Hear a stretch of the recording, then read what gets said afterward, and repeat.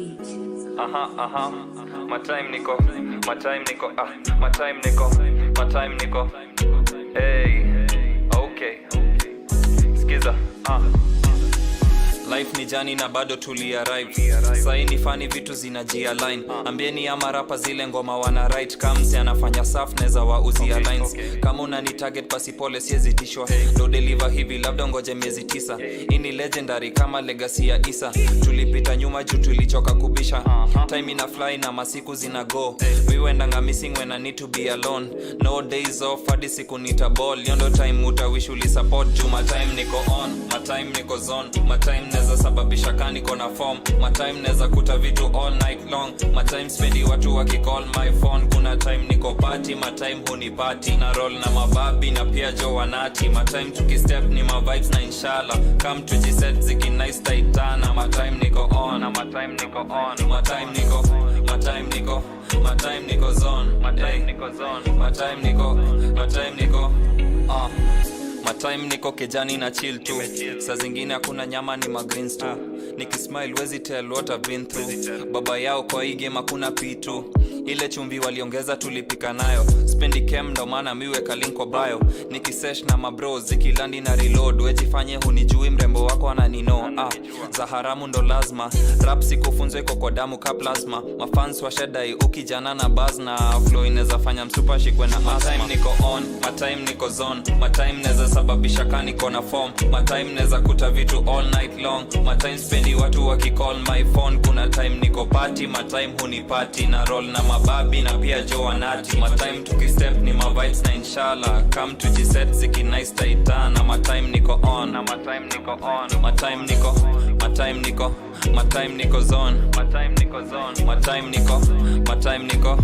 Hey, lazima nijichote ndo wajue nani master. Loki nile swali hakuna mtu akona answer. Nyimko mapena si tulikafunga faster. Washanitambua na karia ndo inaanza. Kasja wasili basi buda si bash. Ni heri usibonge kama lugha si cash. Uneza take a seat kama uwezi ni stand. Mistari zenu mna recycle na bado ni trash. Na trust the process juu daily ni hustle. Moves ni major so amwezi ni cancel. Akili ndo wipo na tuzozi na muscle. Hauna vision unajengwa za macho. Hadi bila pesa minta tesa.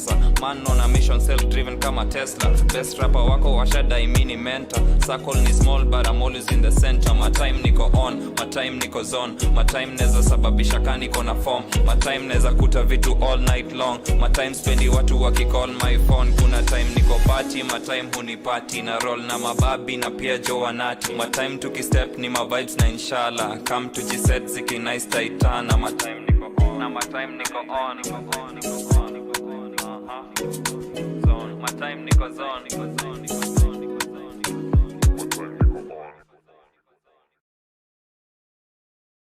It's that time of the week where the hottest Kenyan millennials jazz up your afternoon with their refreshing live talk show. You are now tuned in to the 254 Millennial Talk. It's not even my birthday. Okay. It's Nanaka guys and welcome back to yet another episode of the 254 Millennial Talk. Hopefully you all had a motherfucking good week. It is hot. That is why I'm wearing a vest. So it's like a scare weird comments. And the name of the song is My Time. Kaleli. That's Krypton. I hope you've found it. So yeah, man, also, if you have a friend who has good music, you can always send their links my way, man. I'll be sure to plug them. If they're good, I'll be sure to plug them on the intermission. But yeah, man, hopefully you all are good. Now, remember, the show is converted to a podcast. So if you're listening on the podcast platforms, remember the show is live every Saturday, 5 to 6 p.m. For the people watching on YouTube, make sure you follow us on those podcast platforms. We are basically everywhere: Apple Music, Spotify, Google Podcast, Amazon, you name it. Linktree. I think our Linktree, anything you need to know about us is on the Linktree. If you want to be a participant on the show, be sure to join our Discord community. And yeah, man. Today I have a couple of new guests. Some have been here, some haven't, some are late, some have not yet arrived. They should be arriving. But as you can see, the topic of discussion is one of those things that I felt needed to be talked about. So yeah, Don Bashra, see, you can introduce yourself. Okay, and Wait, known as Good, yeah. Don Bash. Pull up, kiasi, sikuwa nimekusikia.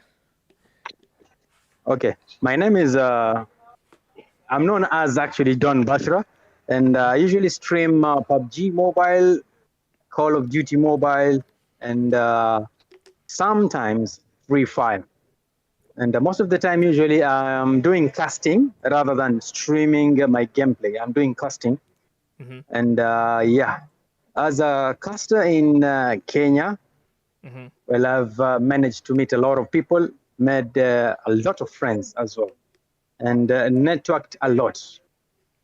There are opportunities for a casting couch.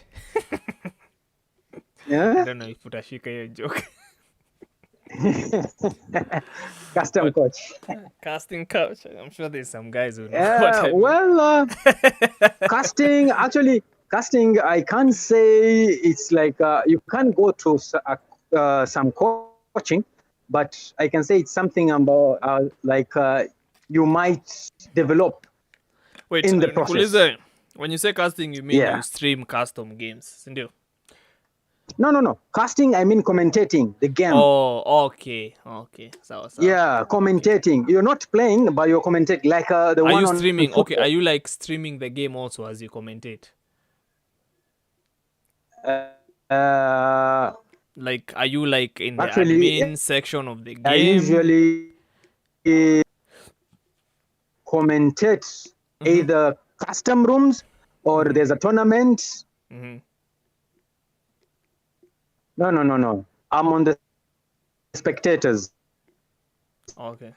But I got what you mean. I get what you mean. I just, Basically, you have access Explain. It's like I'm going gameplay. How these guys are playing.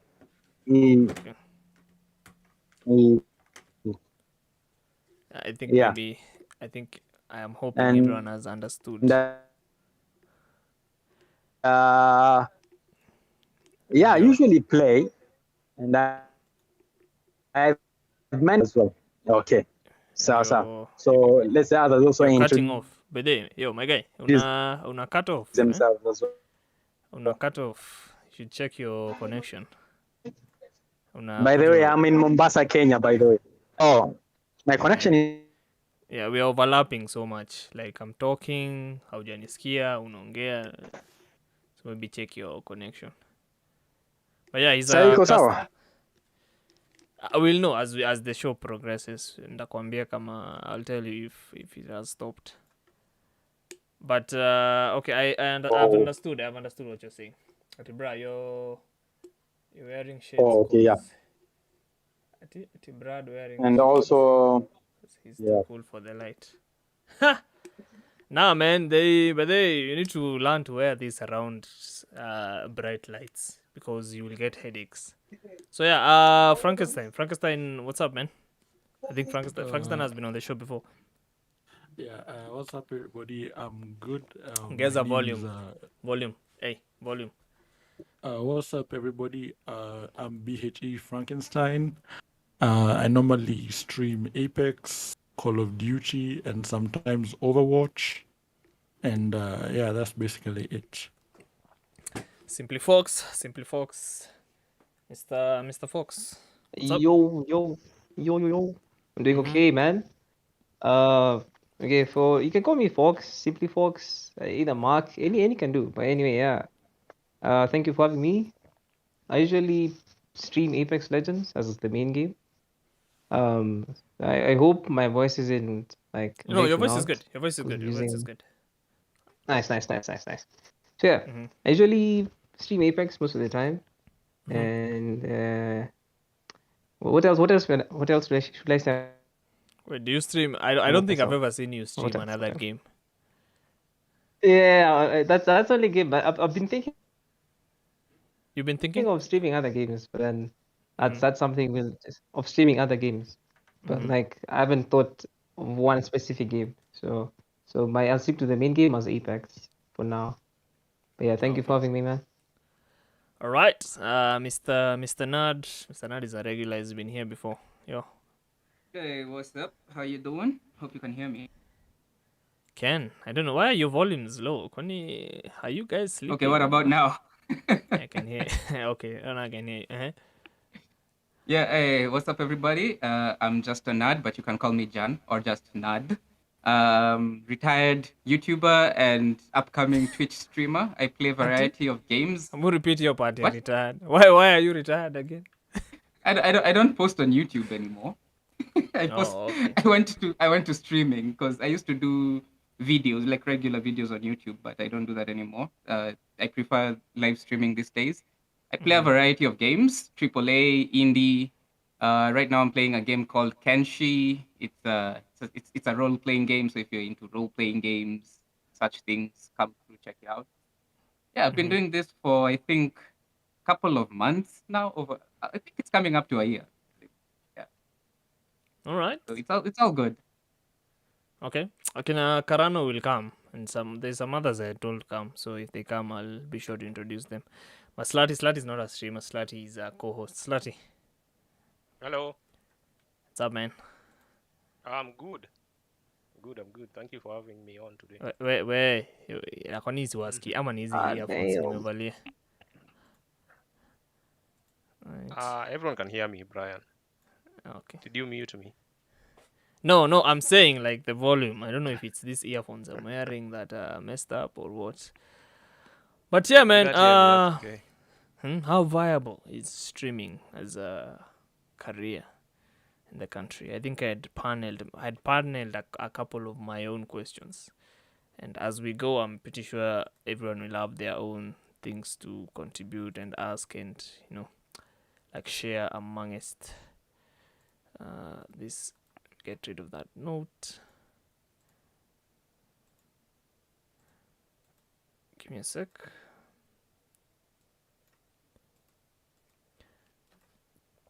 But yeah, how many of you stream purely on? Okay, I found whatever I was looking. On Twitch. Just another, you said you stream purely on Twitch, right? Yeah. But the first question maybe I would like to ask is, what do you think, in your opinion, is streamers, video game streamers specifically? What do you think makes a good streamer, Kwanza? What do you think are the qualities that define a good video game streamer? Maybe we can start with Mjaka. Mjaka, what do you think about that?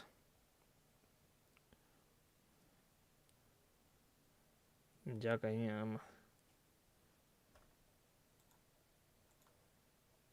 maybe he has issues with his mic. Wait, who was speaking?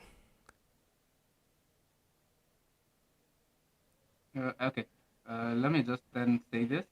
I'd be tempted to say like I think good streams would be like good video quality, good audio quality, but honestly, for me, when I'm watching somebody stream, it's more about their personality and their engagement. Like, how do they communicate to people? What's their character? Does it fit what I'm looking for? Because live streaming is very, how do I put this? Interactive, and that's the feature that I love about live streaming, because you can interact with the creator directly through the chat. Like right now, if somebody will comment something, you'll be able to read it and reply. But also, based on your personality, you attract the kind of people you want to be on your stream. So the community aspect of it is the best part of me. And so the personality of the person streaming is what attracts me most. If you're just sitting there quiet, just looking bored and playing the game, I can go on any other channel and watch games. Like, there's pure channels for just gaming without any commentating or anything. But the aspect of live streaming is we are there to see you as the streamer and what you're going to say and your reactions and the comments you make and the knowledge you give or you impact about the game, or just you can even talk about life stuff. There are people who game and literally it's like a psychological session because you're talking about things that are not even related to the game that you're playing. So for me, it's the personality that will attract me to your channel. All right, what do you other guys think? Jaga, Fox, what do you people think? I agree with Nod, honestly. I agree with Nod. I feel like what makes a good streamer is someone who's like can balance being good at the game and also like being entertaining Oh, okay. at the same okay. time. Like it's definitely work, and it takes some like it takes practice to like know not to keep quiet every few seconds and just keep on talking. But like I feel like that's what makes a good streamer in my opinion. Like someone who's entertaining and also good at the game is playing. It doesn't Right. okay. The good part it depends because the certain streamers like big streamers who aren't necessarily like the best at the game, but like how they like they can make the game entertaining to watch basically is yeah you just need to find the balance I think in my opinion All right. finding the balance. Don Wait, Bashra, what do you think about like what makes a good stream? Well, what makes a good stream is actually the person, the character of the person, the personality, and how entertaining he is. All right. Jaka, Yeah, what about because you can have Oh, sorry, everything, but and you're not entertaining and everything, my friend. You will be just left there with one view, and maybe that one view is yourself. You're viewing yourself. you? Okay. All right. Yeah. Jaka, what are your thoughts? You are speaking.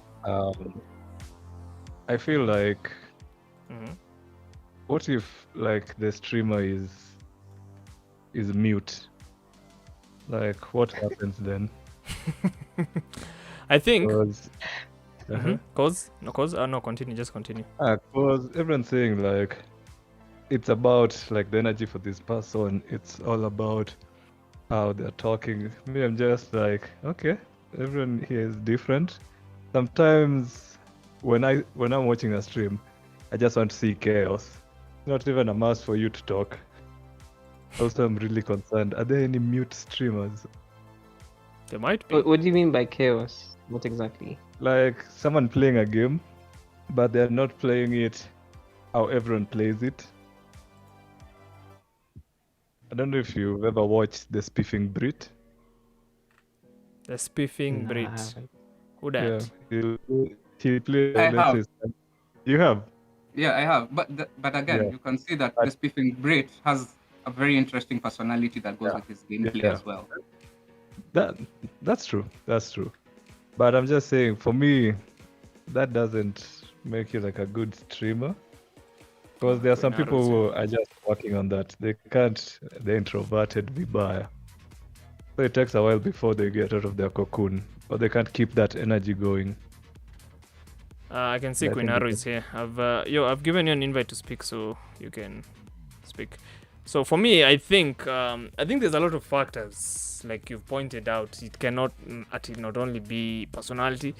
I think skill, personality, consistency, and production quality. I think those are the 4 pillars of a good streamer.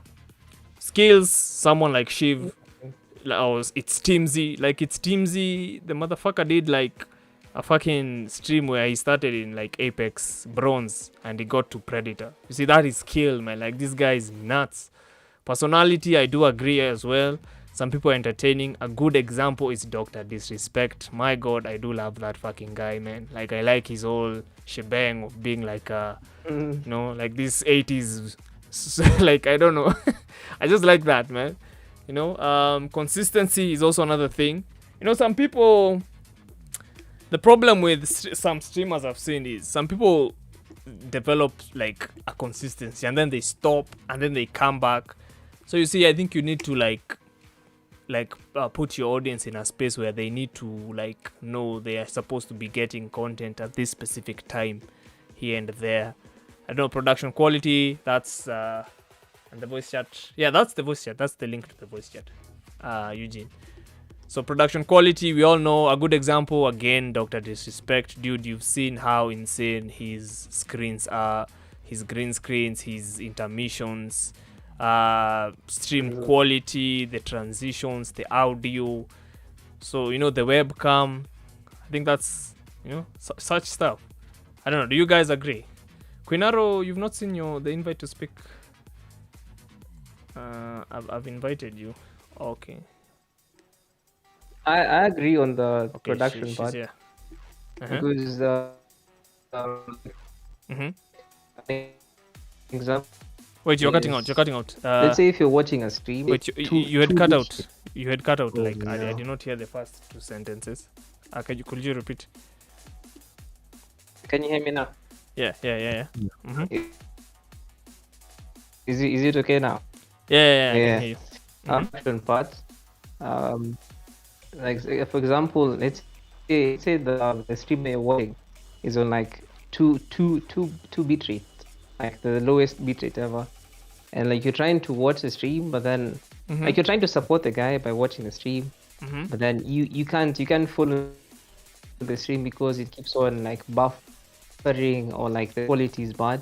So in some sense, the production matters when it comes to like vision what's going on in front of you. So I do agree on that. Okay. Wait, Quinaro, you're here. What's up, man?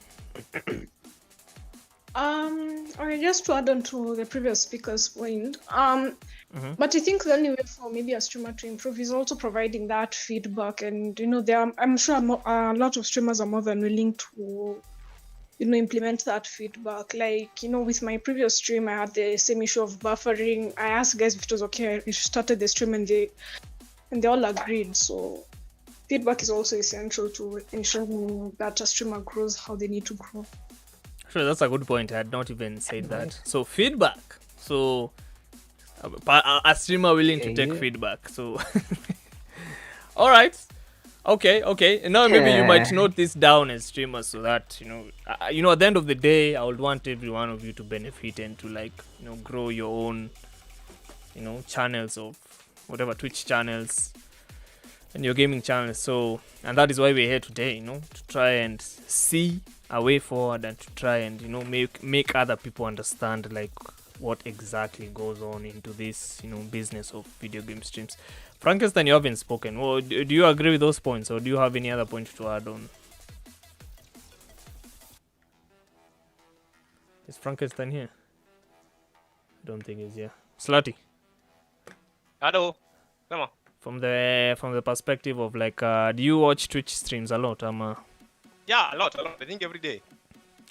All right. Do you agree with those points we had said, that the qualities of a good streamer are, first of all, willing to take feedback from the audience, skill, personality, consistency, and production quality? Oh yeah, I agree with them, but I think it's also important that they are very, very subjective. Essentially, it is what you like. It is also the type of feedback that we feel makes a good streamer. I feel like it is more spontaneous, but as I say that, I feel like I'm saying something very, very general. Because sometimes I'll watch a guy streaming with 4 people, but it is so much fun. He's even offbeat, not talking about the game, maybe talking about pancakes, and I get to enjoy that. I think So you mean personality? So you mean, I think that is encompassed under personality. Not really. You sure that's not personality? That is not personality, because you can be spontaneous by being good at the game. I've watched someone play like Bloodborne without taking hits in one sitting, and they never talk. But it was still entertaining to watch. Yeah, I've seen. I've watched gameplays of speed runs. Hey, dude, I was watching. I remember I was playing like Resident Evil the other day, and I saw someone speed running with a knife, and I was like, "Huh? Yeah. What is this guy doing?" That's what he's telling you. Very good. Okay. Mjaka, you were saying something. No, I'm saying I agree with Slati. Okay. Frankenstein, I don't know where he's gone. I wanted him to talk, but he's not here. But okay. So for me, what point do I have next? So what is the current state of streaming and gaming in Kenya? Do you think we are at a level where you feel like this can be a viable career? Like, how is it? What is the current state of streaming, video game streaming specifically? And I mean streaming in general as well, because it's actually surprising how few. There's a very low amount of people who stream on YouTube, apart from the Jalas show that I keep seeing a lot of people watch. I've not seen like another person who streams a lot. Jalango, this guy, he has this fucking show about, he brings people to talk about their stories. I think that's the only like stream, and also Kibe. But the streams that I've seen mostly are on Instagram, but not on YouTube. Like in terms of other fields, not gaming. So what do you guys think? What's the current state? Do you feel like the people here have still not yet caught up to video, like watching live video? Do you feel like I don't know, what are your thoughts, man? I believe maybe anyone can start. I think it's honestly reliable on some like the platform someone has. Someone like Jalango, he's been in the scene for years as an actor, and now as a radio presenter. So the guy has a platform, and the moment, let's say if he was to sit down and start playing video games on Twitch, a lot of people would follow him. True. So at some point it's reliant on the visibility of the person streaming. Then another point is also platform. I don't think many Kenyans, unless maybe a bit privileged, I don't think many Kenyans know about Twitch. If you talk to them about YouTube streaming, a lot of guys will come on board. But talking about Twitch, it's an American platform, and I'm saying a lot of the features aren't like limited. And I know for affiliates there's a way to make money off of the ad revenue off of Twitch, but haven't seen any advertisers putting up their stuff on Twitch. I've never. Actually, I've never. It's very hard. I think the only time I saw an advert on Twitch was when I was watching. I remember as being recommended an NFL thing. That's the only time I saw an ad on Twitch. Generally, most of the time, people are selling stuff on the description. Yeah. So. Yeah, part of it is also the, it's going to be difficult for guys to make a living because it's an American platform. Unless you turn on your VPN, then put it to like the States or something. That's the only other time, the person you're watching will get ads. Other than that, I wouldn't honestly say we're at that point it's a viable career, especially if you're if you stream like video games or something. Okay. Simply Fox, what do you think? Oh, okay, continue. Sorry. What I think? No, I was saying, wait, Quinaro had not yet finished. Sorry for cutting you off. Just finish your point, Quinaro. Yeah, I'm not saying that we can't reach there, but it's gonna take a while. Okay. Fox, what are your thoughts, man? My thoughts. Personally, there's usually a saying by like big streamers, like to grow on Twitch, you need to do it. And say, like from the example of Jalango, yeah, like you've said to grow. Jalango didn't start huge. I will repeat your point here. To grow on Twitch, you need to do stuff. To grow on Twitch, you need to do stuff outside of Twitch. Okay. Like on other social media platforms. Yeah. So I'll take an example of Jalango, the example that was taken. Quinaro mentioned that he grew his brand from like doing he didn't start from where he was. He started like being a comedian on like shows, doing adverts, and that's how people came to know him. So now people know him. Like whenever, like let's say he chooses to like open a channel and then just tells people, I'll be streaming this on this day at this time, every day on this place, yeah.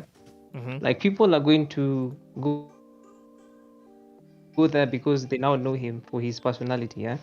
So at the same time, like to grow on Twitch, it's almost the same as growing on YouTube, but like the difference is, okay, let me try using the right words. Hold on. Like if you let's say most Kenyans are on Facebook, yeah. Like you post something that you think my channel to Twitch, yeah. So you post let's say clips on Facebook, and then you ask them like to follow you on Twitch so that they like get the full experience, they get the conversations and all that good stuff, yeah. So you can do that on different social media platforms, and then like once you grow like a following on like different social media platforms, you can now find like sponsorship deals. Like it's about not having all eggs in one basket, basically. Like don't just rely on subscriptions on Twitch. Like you need to think outside. You need to have side hustles. That's what you're saying. Like you Outside need to just have other ways of like people say, yeah, you need to have multiple ways of promoting your Twitch streams. Yeah, Okay. like let's say you grow through, like let's say you grow on Twitch, yeah? On YouTube. I mean, like you can now start earning YouTube, like TikTok or like Instagram. You can now have like sponsorship brands on like those social media platforms. So I feel like to make streaming viable, you need not to rely on one source of income. Like you need to branch out to things outside of Twitch, while at the same time working on Twitch, so that you mix them all together to make it like viable. In short, that's my point of view. I'm being honest. All right. But like it takes time. It'll take time. That's enough to keep in mind. But it's in the long run it can be viable. It's like YouTube basically. It takes time. It's not what do you think or what do you feel about the current state of video game streaming in this country? Actually have to agree with Fox and Queen Arrow in the fact that yes, a lot of people here don't really know what Twitch is, especially having transitioned from YouTube to Twitch. I try to tell people, hey, yeah, I still do content, but it's on Twitch. And the general answer, like 98% of the time, people who are not inside this circle of streaming and gaming, they will ask you, what the hell is Twitch? So you have to start explaining, okay, so it's a platform like YouTube, but it's not content like video posted. It's usually people going live, you know? So you catch them when they're live, but there's still videos on demand if you want to watch their previous streams. But then again, you know, watching a previous stream is also something difficult to do, because you'd see like a 5-hour video from some dude. So, you know, you'd be like, do I have 5 hours? But when you're watching the actual streamer streaming, you don't even realize those 5 hours going by because you're interacting live. So there's that challenge of getting people on the platform. And also, as Fox said, you do need other platforms to help you boost up your Twitch, especially here where it's not that recognized. I usually do clips and post them on my Instagram. And a lot of people are like, yo, where do you play these games? So I'm like, on Twitch. And then that's where that conversation goes, like, so what the hell is Twitch? You know? So it's a balance of trying to push your content on Twitch and gain there, but also you have to push that same content on other platforms, like have short clips on Instagram, short clips on TikTok, and maybe longer videos on YouTube, and just lead people there, and then tell them, yo, if you want to catch this stuff live, just come over and try it out. But then again, it's hard to get people on a new platform, and having tried to build communities and trying to move people to like something even like Discord, and maybe this is something that you face as well. You tell someone, yeah, okay, sure, but we can communicate on Discord. So this dude is like, what the hell is Discord? Then they come on Discord, because Discord doesn't really have anything to teach people.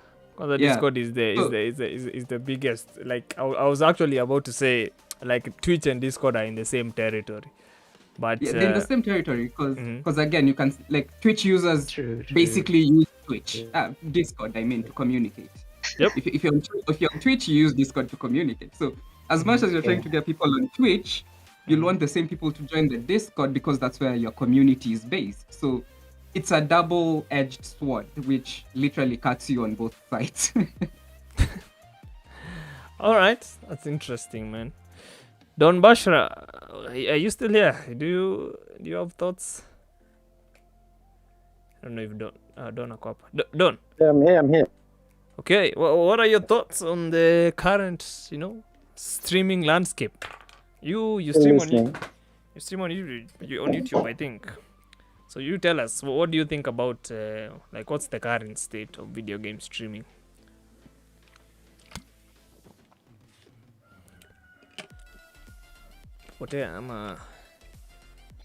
I stream unapotea on multiple platform. I stream on multi-platform and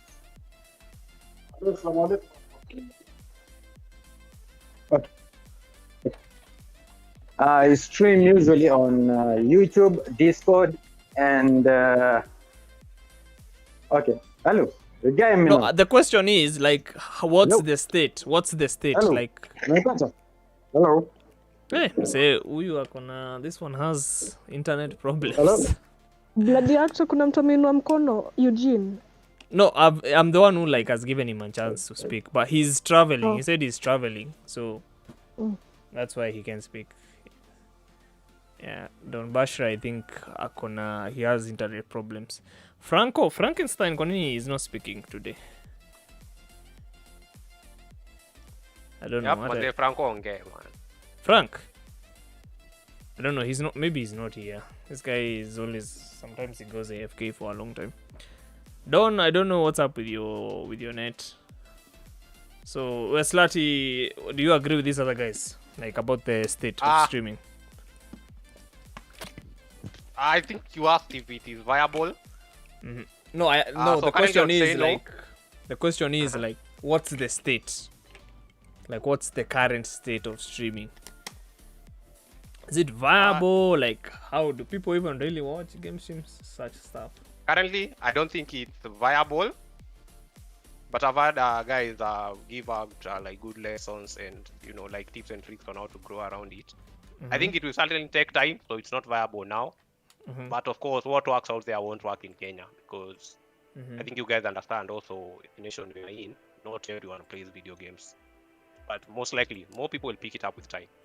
So it's not viable now. It will be viable maybe later. Alright, Mjaka. So Mjaka and Slati, by they are representative of people, audiences, because they don't stream. Those Slati streams on his YouTube. Jaka doesn't stream. Jaka streams. Jaka doesn't stream. Wait, is that his real name? Jaka. No, so that's a pseudonym. Yes, I told you you're the only weirdo here. Unataka na left side ama you're an imposter? Imposter. Imposter! Get him, Yeah. boys! But blood, you must be ordinary. And I do stream the hidden channel. I have like 6 subscribers. I'm doing numbers nowadays. Max views 1. Max views 1. Max on a good day. But on the topic you're talking about, I honestly didn't know we have a lot of Kenyan Twitch streamers. Kwanza nad nimeshtuka find out una streaming Twitch. Nikashangaa ulienda wapi? Hey, what? Atuma link. I'm always posting on my Instagram, bro. Unless there's people who stream. Okay, if you check on you see on the what we're gaming server, you go to the Twitch section. There is 15, almost more than 15 people who stream on Twitch on a regular. So there is people also, who stream. Everyone has said some of the major points about how it's not viable now. So you shouldn't depend on it. You should have other sources of income. Also, if you're doing it, maybe do it for fun and the rest will come in badai. You might post for 4 years, 3 years, and there's nothing. And then just suddenly you start blowing up. Just consistently. Be consistent with your content, because that will also push you, upwards and into other people's timeline. But if that doesn't work and you feel like you don't want to get other sources of income, I have a plan. It's devious, but it can work. We all get inflated bathtubs. you Tell know, us. shorts, We all get what now? inflatable. Inflated Ah, butt. dude. You're the man. I'm down for that. Hot tubs Some of us will be streams, huh? excited, Hot but tub meta. I You want to think bring they're back the fun. hot tub meta, eh? Yeah. I mean, Send your soul. This is a field where we're depending on like people being happy, their gratifications. It's a slippery slope, like Instagram, TikTok. So where do we draw the line? You need to make money. You need to get the views.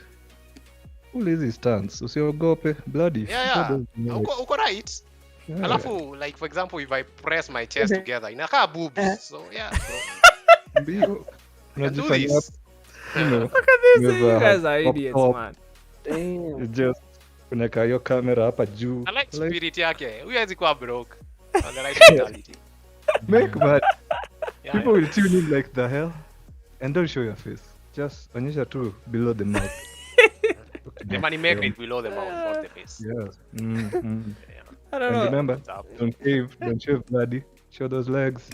Make sure your short ile tight kaya borat. Ah, kabisa. Hata tutashave kwanza. And watch money fall. Don't listen to these idiots, man, eh? Kwanza, let's go to the next thing, eh? Why, would you guys like to describe maybe issues you guys face as streamers? Issues we face as streamers. I'm Octane Dolba Bashra Kemurede anasema niambie Don Bashra, he is one of your biggest fans. We miss PUBG custom rooms. So Don Bashra, maybe you can get back to him on the comment section. But yeah, issues. Okay, Murithi Namlock. Okay, Don Bashra, I'm the biggest fan that we miss the PUBG custom rooms. Yeah, so hapo challenges ambazo most streamers face is the fact that most of streamers have like limited source of income. So, and the internet they're using for streaming, for it to have quality stream, these streams, these net are expensive. Not that expensive, like it's like 5,000, some 6,000. You've said two things at once. So you said internet and story income. Yeah. Right? Okay. Yes. So internet inaingiana na income because you need a proper internet service for you to stream quality. And they cost money. I think the best one is JTL. There's a show we did hapa na kina Andy and Karano, but they have given you an invite to speak.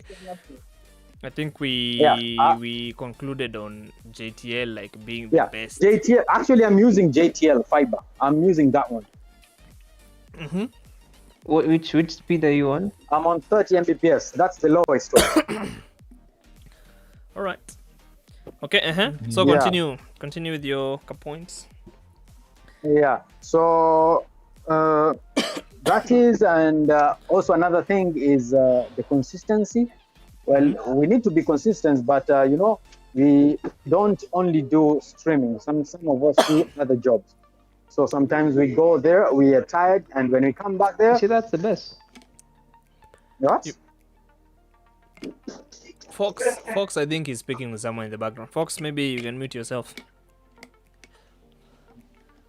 Is Fox here? Yeah. I don't know. I think he's talking with anyway, someone. let me talk a bit. I'm coming back. Okay. So I think the admin can mute him. Oh, but I can. I don't even know I am. But Sasa, how will I know when he's back? That's the issue. He's already on the speaker side, so I can't know. Too. Yeah. Oh, hey, Karan. Okay, you're here, Mede. So I think right now we're at what issues we face. Me. Let me say my sub. I'd tried my best to write down some things so that we can cruise through.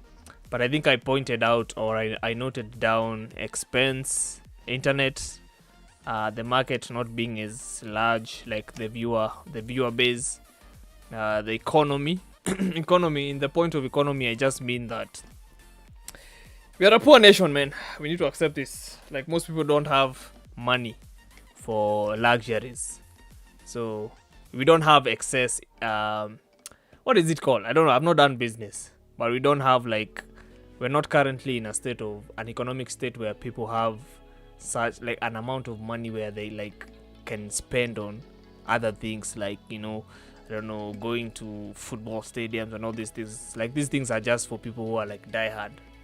So also the stereotypes of, you know, like gaming being a childish thing, so which also ties into like the economic societal thing, societal like issues we have as gamers. So yeah, I don't know, those are my points. Maybe is there someone who can say maybe a point who can add on to some to like those points, sorry, like those points that I've mentioned?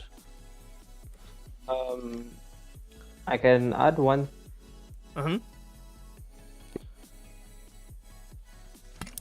Go ahead.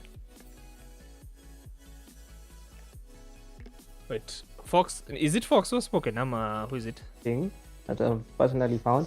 Wait, Like, wait, dude, you let's say are. you're trying to wait, was this grow guy? on- Wait, on Twitch, yeah? Yeah. Wait, Fox, Can why you are hear you me? speaking? It's me. It's me. Hello. Yeah, I am. Oh, hey, dude, I was not hearing you. I don't know if wait, am I the Can you only hear me one now? by there? Tabu, before you continue, am I the only one who is hearing No, this? no. It's like he was doing some DJ remix there. We just hearing scratches. Okay, so it's not I'm not the only one. I just wanted to confirm that I'm not the only one not hearing him. Okay, you were Is it saying fine Fox? right now? Yeah, I can hear you right Is now. it okay? Yeah. Okay. Oh, I said I wanted to add something. A point or like some of the challenges. So, Is it me or is cutting off? right now they're looking He's cutting for, out. like growth. He's Let's say, cutting out. yeah, you're cutting out, my guy. tricky. I don't know. Maybe try and sort Okay, out you can- your. Let's- Maybe Wait, try and that's sort out GTL. your internet, and then. I don't know. Because you're cutting out a lot. So. Oh, okay. No, Who not was the you, one that not said you, that they have Karano, Nani, GTL? Fox. Oh, who was the one that said that has GTL? Was it Bash or? Don, Bashando is the one who said he has okay. GTL. Yeah. Oh, Yes. okay. Okay, Fox, maybe me. try and find out maybe what's up, and then we'll give you a chance to speak. Quinaro, No problem. all right. Quinaro, do you have any points to add on to those ones that I mentioned? Maybe I can repeat them. I've said like the stereotypes, the economic thing, the viewer base being small, internet problems, and generally the expense of streaming itself.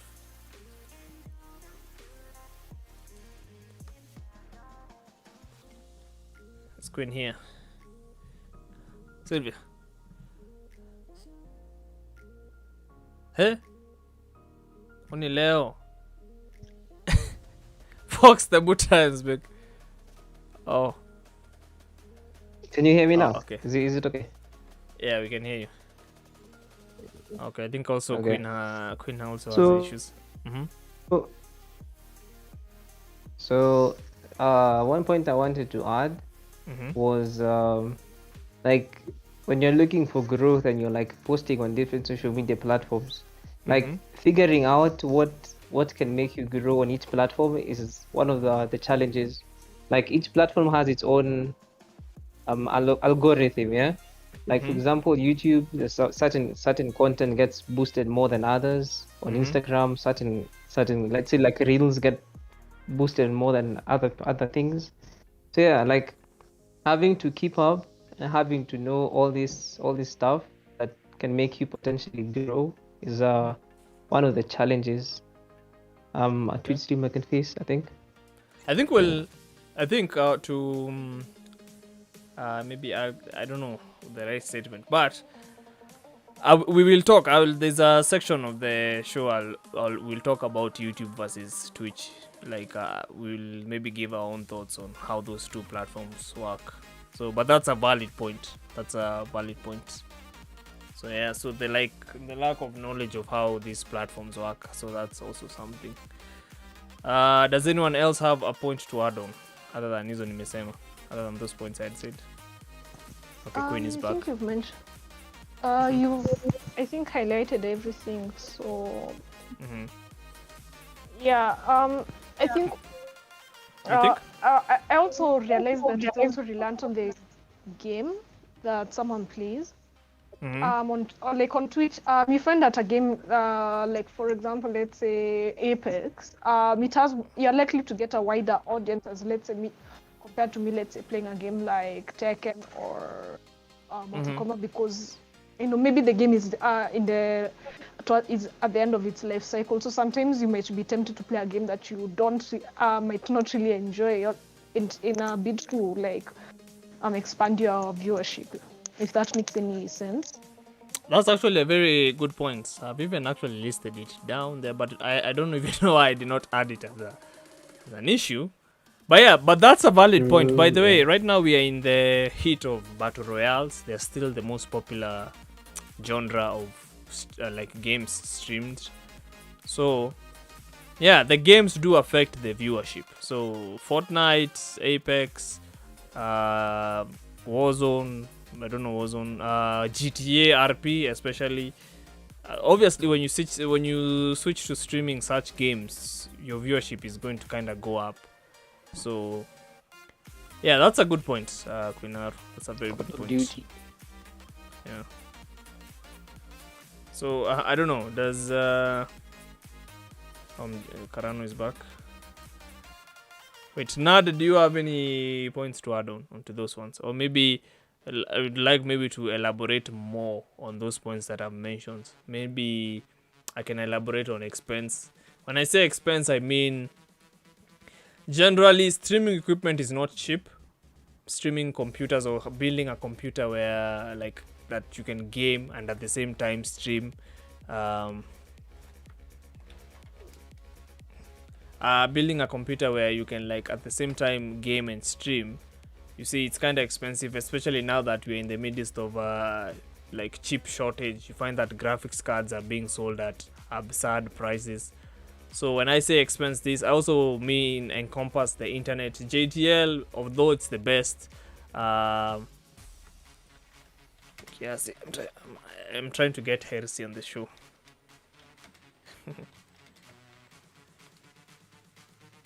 Yeah, I still don't believe JTL is the best ISP. I don't know. I feel like Safaricom is kind of has an edge over them. I don't know. Yeah, I use Safaricom. Which is it? I think 30 Mbps bundle, I think. And it's 30? actually I think it's 20. It's 20 or 30. No, it's above 20. Wait, what? The charges? 40. Wait, the charges. No, wait, the you've speed. said what? Wait, Fox, you've said what? You believe what? Safaricom is the best, Ama? Yeah, I feel like Safaricom has an edge over JTL. Is it in terms of routing? Because me, I think I would say Safaricom is the best in terms of routing. They have very good ping. Yeah. But their SA ping was fucked recently. I don't know why you're getting 200 they always ping to have South that Africa. problem. So yeah. Okay, the reason I started saying JTL is because JTL seems to have everything covered in terms of the routing and the speed and especially the bandwidth they give you, because my god, especially if you used to play Warzone, you know the amount of the size of those updates that used to come. You don't play this game for like a month, you come back, you find a 30 GB update. So you see, if you're, and the reason why I think even at the end of that show we did not rank Safaricom as the best is because of their data caps. Now you see, if you download 3 games, so you've already hit their data cap. If you download like 2 games which are like 50 GB each, or like 3 games or maybe 5 games that are like 100 GB each, you see you've already hit their data cap and then you're throttled. So yeah, maybe Fox, you can go back to that show. But it's true, they do have the best coverage and like they've penetrated more than Zuku. Their connection is somewhat consistent, but of late, ever since that new CEO took over, I don't know, I've not been feeling their fiber as much. But yeah, but I don't know. I think it's good. But you, Frank, you're using JTL well, Kwanza, and you're saying it's good. I'm using. Namlock, you're right on that part. fiber. Sorry. On which part? Actually, you're right on the part that, when management changes, and I've seen that with Safaricom a lot, there are some policies that are placed on some products that also change. I remember there was a time when Bob Colimo, the late Bob, God rest his soul. When he entered, just after Michael Joseph left, I don't know if you guys noticed, but customer service was it was really good. It changed. So I was very shocked. I was wondering, like, then what was the problem with it from before? Because the moment you call, it enters directly to the agent immediately. But you see, The new CEO or like before? No. When Bob was there. Fox, when Bob was there by the in fact, the CEO thing, came up because I remember asking a guy, guy doing fiber on the other side of the road, like, yo guys, you ain't coming to our side. And he was like, by the way, when Bob left, like, his goal was to make sure that Safaricom fiber had spread to every, like, residential estates, right? But when this guy came in, apparently he put some caps. Like, he was more on, like, hey, yo, let's first of all cut down on the cost and all this. So that guy, and he was bitter by the that's the funny thing. The guy was so bitter because he was like, I'm losing so much money on commission because I used to connect so many guys. And a good example is like Ninja. Ninja was here talking about PUBG, and I remember he told us, I think Slati was also here, we asked him, like, did you try getting Safaricom? And he said that he asked them and they told him that, hey, your place is crowded, we can't connect you, sorry. So you see, such stuff. Before I ask, which Ninja are we talking about? Nani, not Ninja, not Tyler Blevins. No, there's a guy, not Tyler Blevins. No, there's a guy on this Discord. He always comes to the show once in a while. Yeah, he's called Agile Ninja. There's a patent lawsuit coming straight to you. No, he's called Agile Ninja. Actually trademarked the word ninja. I'm not so sure. Not sure, maybe. But he seems like the type. Who knows? Anyway, yeah, but yeah, he looks like the type. He has the money to do it, so I mean, who can blame him? Plus his wife, I think his wife manages him. And his wife is, and she's very strict. Very strict. Hey, you go at Ninja, you go at the wife. See, I saw Pokemon being threatened by the wife that, hey, yo, you need to stop dragging my husband into these shenanigans. Yeah. Hey, I remember that one. Anyway, yeah. So yeah, that is what we meant. But by the way, Fox, if you are not sure, like, about the internet, you can watch that episode. By the way, we talked about a lot of things concerning internet. But expense, expense wise, I would say JTL is freaking expensive. But the Carano, what are the packages that will remind us? Yes. The lowest right now, they increased the charges per package by, I think, 25%. Of course. So like right now, instead of the lowest becoming like 5,000, it's now 5,250. Yeah, that's how crazy it is. But the service as compared to like all the other ISPs, it's impeccable. It's really good. And that package is the one that I'm using. Yeah, exactly. Even me, actually. And the funny thing is, by the way, considering Don Bashra is also in Coast. But then you Coast guys seem to have a thing with JTL. Ama it's because it landed there. Yeah. Karano is in Coast. Wapi? Where in Coast are you? Makupa.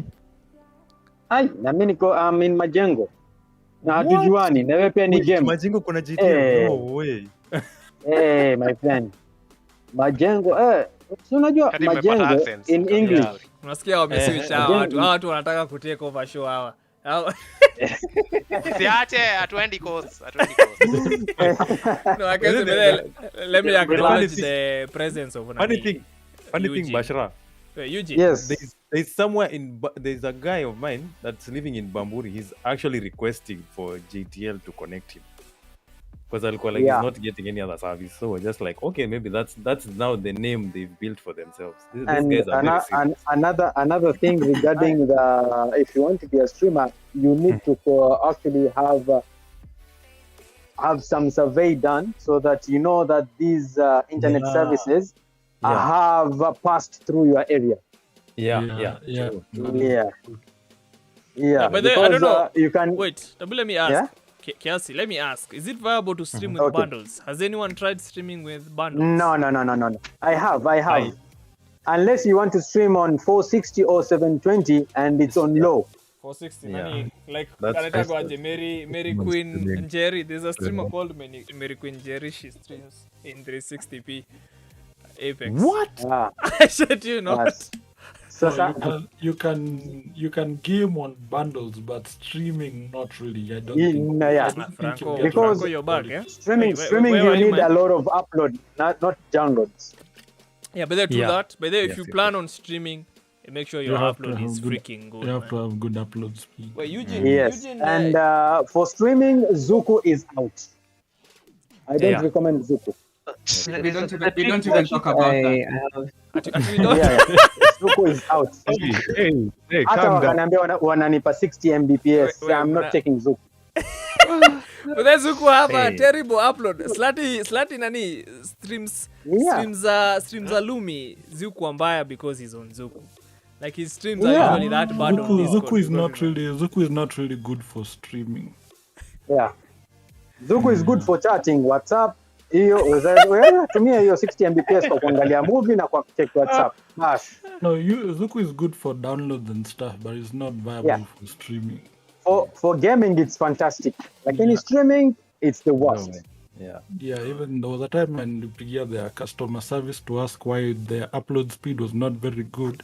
And then you said in order for you to get balanced download and upload speeds, you need to pay for the office package. You said we're currently using the residential package. No, that's not even a reason. Hiyo ni urongo. Mimi That's what they niliwapigia simu customer care. The only thing they told me is they usually give you 10% of the download. Yeah, that's what they told Yeah. me as well. So the thing is, I told them What? if I want 10 Mbps, that means I should take 100 Mbps to get 10 Mbps. I think that's And madness, I was man. telling them, my friend, thank you very much for your offer, but I'm sticking to JTL live. This is why, and this is why I'm going back to that nini. No, going back to that point, nini expense. This is why I was saying like it is quite expensive to be a streamer by the not even counting other than apart from the internet. Like even the streaming equipment, the Elgatos, you've seen how much an Elgato costs. But I think there's cheaper alternatives nowadays. There's this USB capture I used to capture my DSLR. Maybe you guys can go for that. It's a USB capture card. But generally, even mics, this mic is not even cheap. I mean, I'll say it's 8K, the whole package, but that's not cheap. I'm sure cheap, I think, is in the range of Actually, 1,500. for you to have a just simple stream setup, you need to have around 150 to 200K. And that's on and that's on PC or that's on PS. If you plan, Even if you're using the PC, the PC is lousy one. It's a lousy one. It's not a performing one. A beefed one, yeah. Yeah. Okay. If you want a performing one, you can expect 250 on PC only. 250K on PC only. Wait, And like 100K on equipments like the capture card, the camera, the mic, and the sound card and everything. Wait, I was to ask But Nani. I feel like, you and Nani, nilikuwa niwaulize. Fox, the book continue, sorry. Because I wanted Eugene and Don Bashra to talk about like mobile. I wanted them to clarify on streaming using mobile. I wanted to speak on the the fact that you guys are mentioning like high prices for mics, cameras, and those stuff. I don't feel like you really need the high end stuff to begin streaming. Like you can start small, and then while you like the money you gain from streaming is what you can you can use to upgrade your stuff. But you don't have to like have a certain. It's not like a car. Like you need to have 150,000 to buy this car, Pro Box, exclusive. My friend. That's not small. For streaming, you can't say you can get money from streaming. I've been streaming for like 3 years now. No, he's saying And you my need total- to. No. Listen, Don. Amesema Yes. you can start Yeah. small with the equipment you have at the moment. Yes, I understand. He said that. Then he said that you can buy from the money you get from streaming, right? Yeah, like any money, Yeah. like let's say streaming or like any other source of income you have. Yeah, that's what I meant. Yeah, okay. But if you're saying you will look at streaming and get money from streaming, my friend, I'm here to disappoint you. Yeah, we Because will I've get to been that. streaming for 2 we years. Checky, we will get to And that kidogo. We will hiyo get to that. haikufika. But I started streaming using just a gaming headset, and I was good. Wait, Eugene, I want And, Eugene to speak. I've seen his streams on Code Mobile, and they usually Yeah, have a lot yeah, of yeah. people. Eugene, so you can unmute your Eugene, mic. Yeah, I'm here. Hey, Yes. Ebu, I'm finally off tupe the road. mawili, Salimia yeah, watu tupe kwanza. mawili matatu hapo, Eugene. Hey, man, how are you doing? I was I'm doing listening good. even on the road. What? So, Seems yeah, like- Abu, shoot the question. The question is, like, is it expensive to stream on mobile? Like, if someone is planning to stream like PUBG Mobile or COD Mobile, do they need like a high-end phone or something of the sort? The funny thing is I still stream on PC for mobile games. So that's the thing. shit. Most mobile games you can still use, emulators to play on Okay, PC. And stream on PC. And do you need I a think high-end I'll, PC to stream? I think I'll answer that. I think I'll answer that. Okay, answer. Okay. For me, streaming, I started with an iPad, and an iPad, the one that I have, costed iPad me is like cheap. Hebu kwanza clarify your point. iPad is not a cheap thing. no. I was coming to that price Oh, because the iPad that I'm using, it's cheap. It's the one for the iPad 6th generation, of which it's around 20-something thousand. And if you're going for a gaming phone, it goes for like 50 to 60,000, and some even goes to 100,000. That's a gaming phone. Oh, okay. Yeah, and I just started with an iPad and a headphone, a gaming headset, which I bought at 5,000. So in total of 30,000, I was ready to go for streaming. Okay. Quinaro, Yeah. you can tell us on the console side of things. Is it? But PS is. I've seen PS is seamless. Like you guys have like an internal integration with Twitch. Quinaro, could you Yeah, tell us? and if you want to like implement overlays, we like have to pay for a service called like Lightstream. It's good you've mentioned Yeah, that by the. Yeah, to like put overlays and other stuff that at least makes your stream look a bit more high-end production. Because as you mentioned, PCs are a bit expensive. For me at least, because with my sponsor, at least I'm sponsored by Astro. Like when it comes to the headsets and all that other stuff, I'm covered on that end. But now, like bringing in PC, it's a bit of a. All right. So expensive. it's not so you can Don't just worry. directly stream from a console, like without of course you need to have headphones. I mean, you're gaming in the first place, but other than that, the PS can stream itself. Like so long as you have a good connection, it can stream to the internet fine, right? If Yeah. you don't include the payment of that bloody, I don't know, those overlays. So in this case, then console has to be the streamers. It has to be the cheapest one then. I'll say console is the cheapest one, because if you already own a console, you can just click directly and go live. Yeah, But you you can did- do didn't that, mention but the thing something is, about you mobile. don't have Wait. the Wait, freedom Fox. of setting anything else. No, ameshasema nani Quinaro ashasema hiyo. Fox you were saying Yeah, what? yeah. Eugene mentioned something about emulators. Maybe mobile might be the cheaper one. I don't know. Right. But see the now, emulators Najwa, are the good. problem is, wait, Eugene, do you have a decent PC, or do you stream from your laptop? It's average. I do both. I do the PC and the mobile. You can still have Streamlabs on your mobile phone or Omelette Arcade, which is total shit. But Streamlabs on phone will work. Streamlabs on phone works. The thing you might have to give up is the webcam aspect, but the quality side you can still get 1080p on Streamlabs on your mobile phone.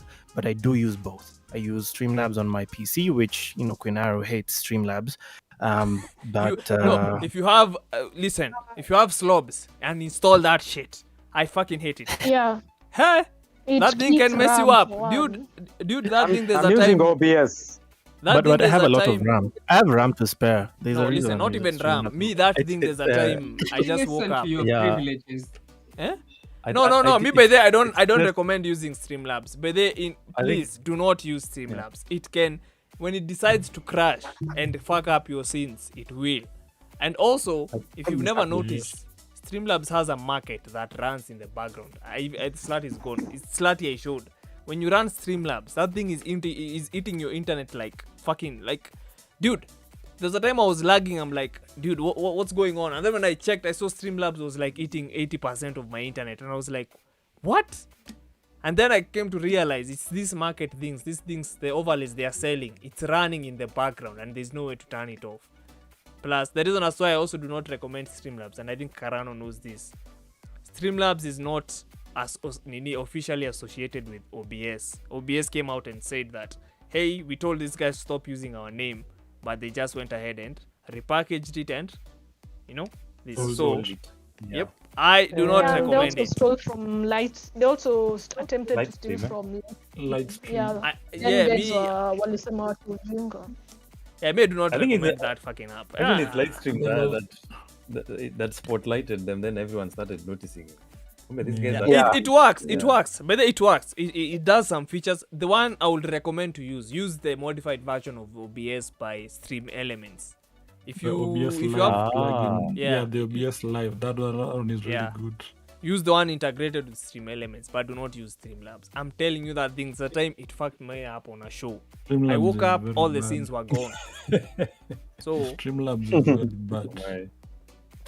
Anyway. I'm using OBS Studios. Just use regular OBS or use the OBS modified by Stream Elements. But Streamlabs, OBS Live. Fuck that thing.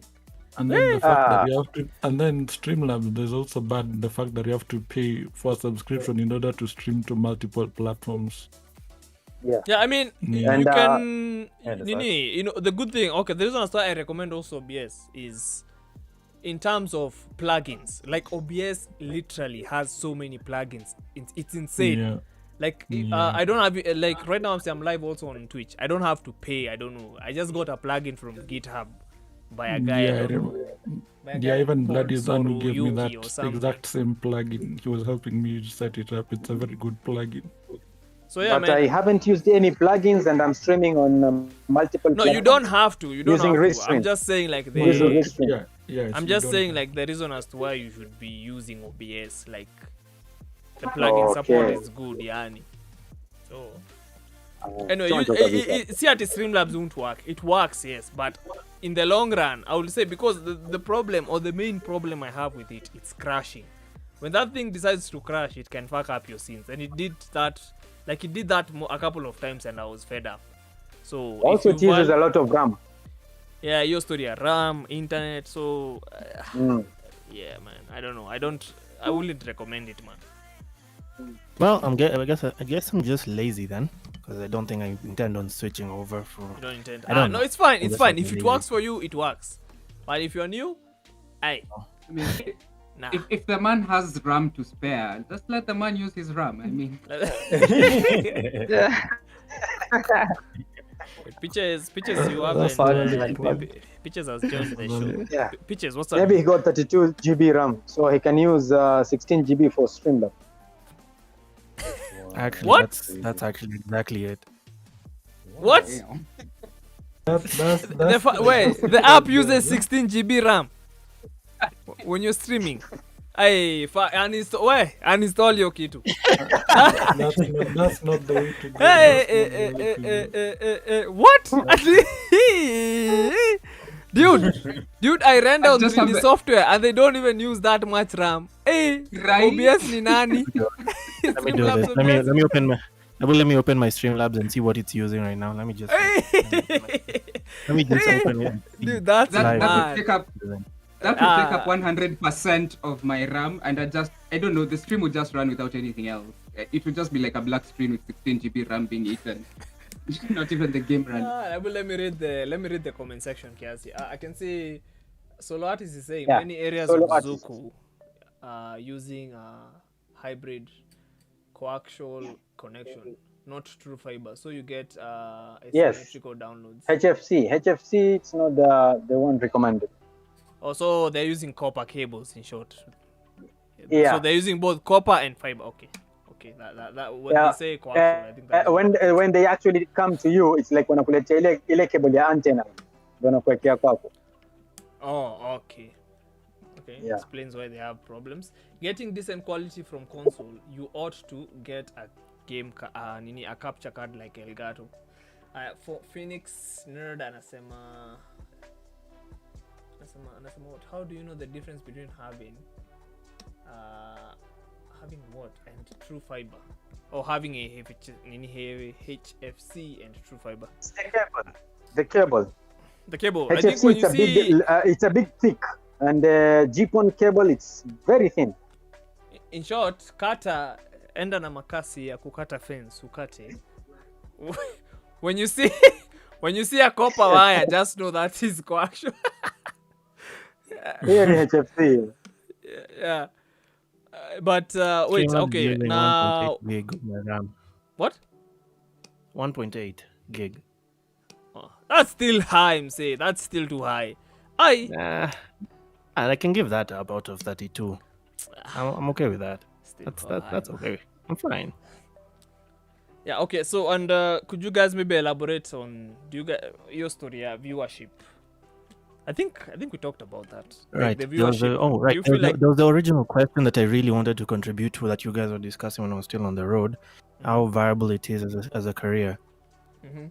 I don't know. I think I'm going to go against the wave and say it is. It is because I took a risk, and I think Peaches here knows, because when I was starting mobile gaming, even you, I think at the time, I think when I met you, you work actually at G-Wave. So At you work G-Wave, there. I yeah. left you working So there. I was just starting, right? And I was just starting out, and that was more of a risk. And those first 3 months, Peaches knows I was just trying to take a risk. She's also the one who directed me on, the internet I'd use and blah blah blah. But it took It only took that particular year to start getting sponsors for the streams aside, and when they came, fine. I'd say the downside of video game as a career is it will always depend on sponsors, and I mean always. Wait. If you're not big on- Wait. How do you get sponsors? Sponsor to elaborate that point, because we are listening. How do you actually get sponsors? Because mine was door to door. It was door to door. Wait, do you So, approach them first as of all- G-Way? Do you approach them as G-Way? No, or I as approached them you? individually. I never approached them on behalf of any brand. I don't, because brands don't sell, individuals do. But Nisa, I'd start with the tournament data.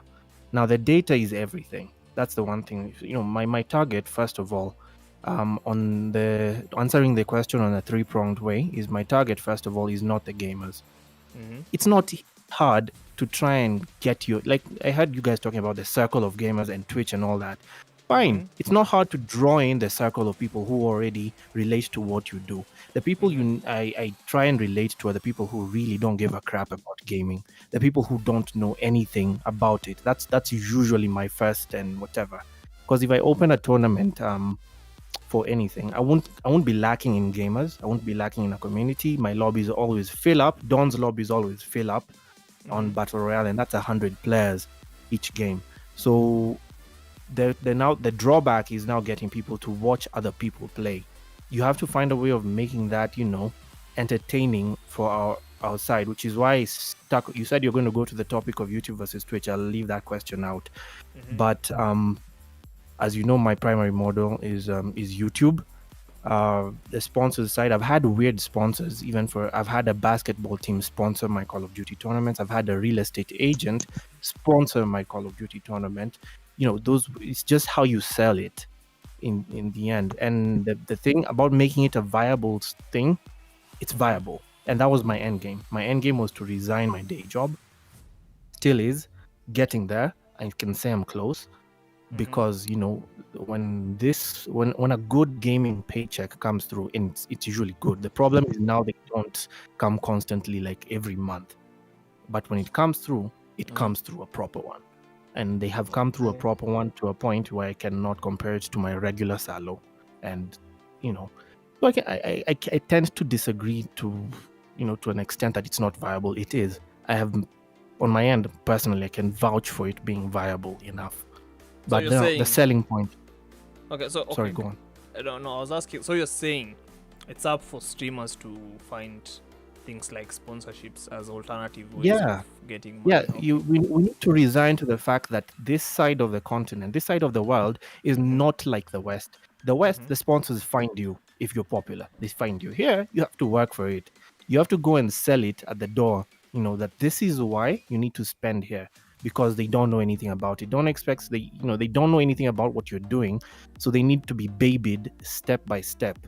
Same thing. Now, if I start talking about brands, because the one thing that Don said about at the beginning was you scope out your competition if you're starting, and which is what I did. I scoped out everybody who was doing something better than I am, right? Tribe Simba, PSG, AEC, the likes. I scoped them out. I scoped out their audience. I scoped out the stats, the analytics of, how much people do they draw per stream? How much do their sponsors me? I blacklisted some sponsors. There are sponsors that I will never approach, which was one of the things. You always observe the sponsors that have dealt with somebody else. That way, if you're trying to one-up someone else, you don't approach their sponsor, which will set off alarm bells and they start strategizing on how to screw you over. So there were things I started. It was a step-by-step thing, and I didn't do it alone, and it worked out. So yeah, I kind of feel it is viable. It is viable. That one I'll vouch for it. I have a question. Some good points, by the way. Those are... Yeah, shoot. Oh yeah. Question is, like, what do you say to the sponsors you approach? Like, what exactly do you tell them? I'll tell you for a fact, the one thing they're interested in, gaming aside, don't even start about gaming. Don't even give them a lecture or some pep talk about community. Nah, they don't give a shit about that. What you throw at them is the analytics of your YouTube channel. That is the first thing. First thing is first. I have 1,000 people. Now, what I decided to do, the same thing that actually me and Don work very closely with each other on the mobile side. There was a reason I chose mobile. I do have a PC that can game. Okay, to interrupt you, Kiasi, I was actually about to say that, but you also need to point out that you and Don are on mobile, and of course, mobile seems to have a higher amount of audience compared to like in Guinea, the console side. So you might maybe point that and say that is an unfair advantage that maybe you guys have. It's not an unfair advantage because I've not limited myself to mobile gaming. It's just on the business side. For me, the business, mobile works. So you're saying we should think business-wise as streamers. We should think like business. Yeah, for the business side, you need to start relating to where the audience is sweeping. If you start streaming content that people can't relate to, I'm not going to sit and watch you play God of War this year just because it's a popular game and I can't afford it. You get. People are going to sit and watch something they can relate to. And one thing the publishers have all realized from EA to Activision themselves is that every game there is now you can see is being converted to mobile. Battlefield is going to mobile. MK is in mobile. Injustice is in mobile. As in even the fighting games, except Tekken, I don't know what's going on there. But even Apex is going to mobile 2022. Yeah, I think there's Apex mobile on. There's Tekken on mobile as well, but it's there not is. online. Yeah, it looks weird. Ah, okay. Yeah, I think maybe they're still working on it. Maybe, but the point,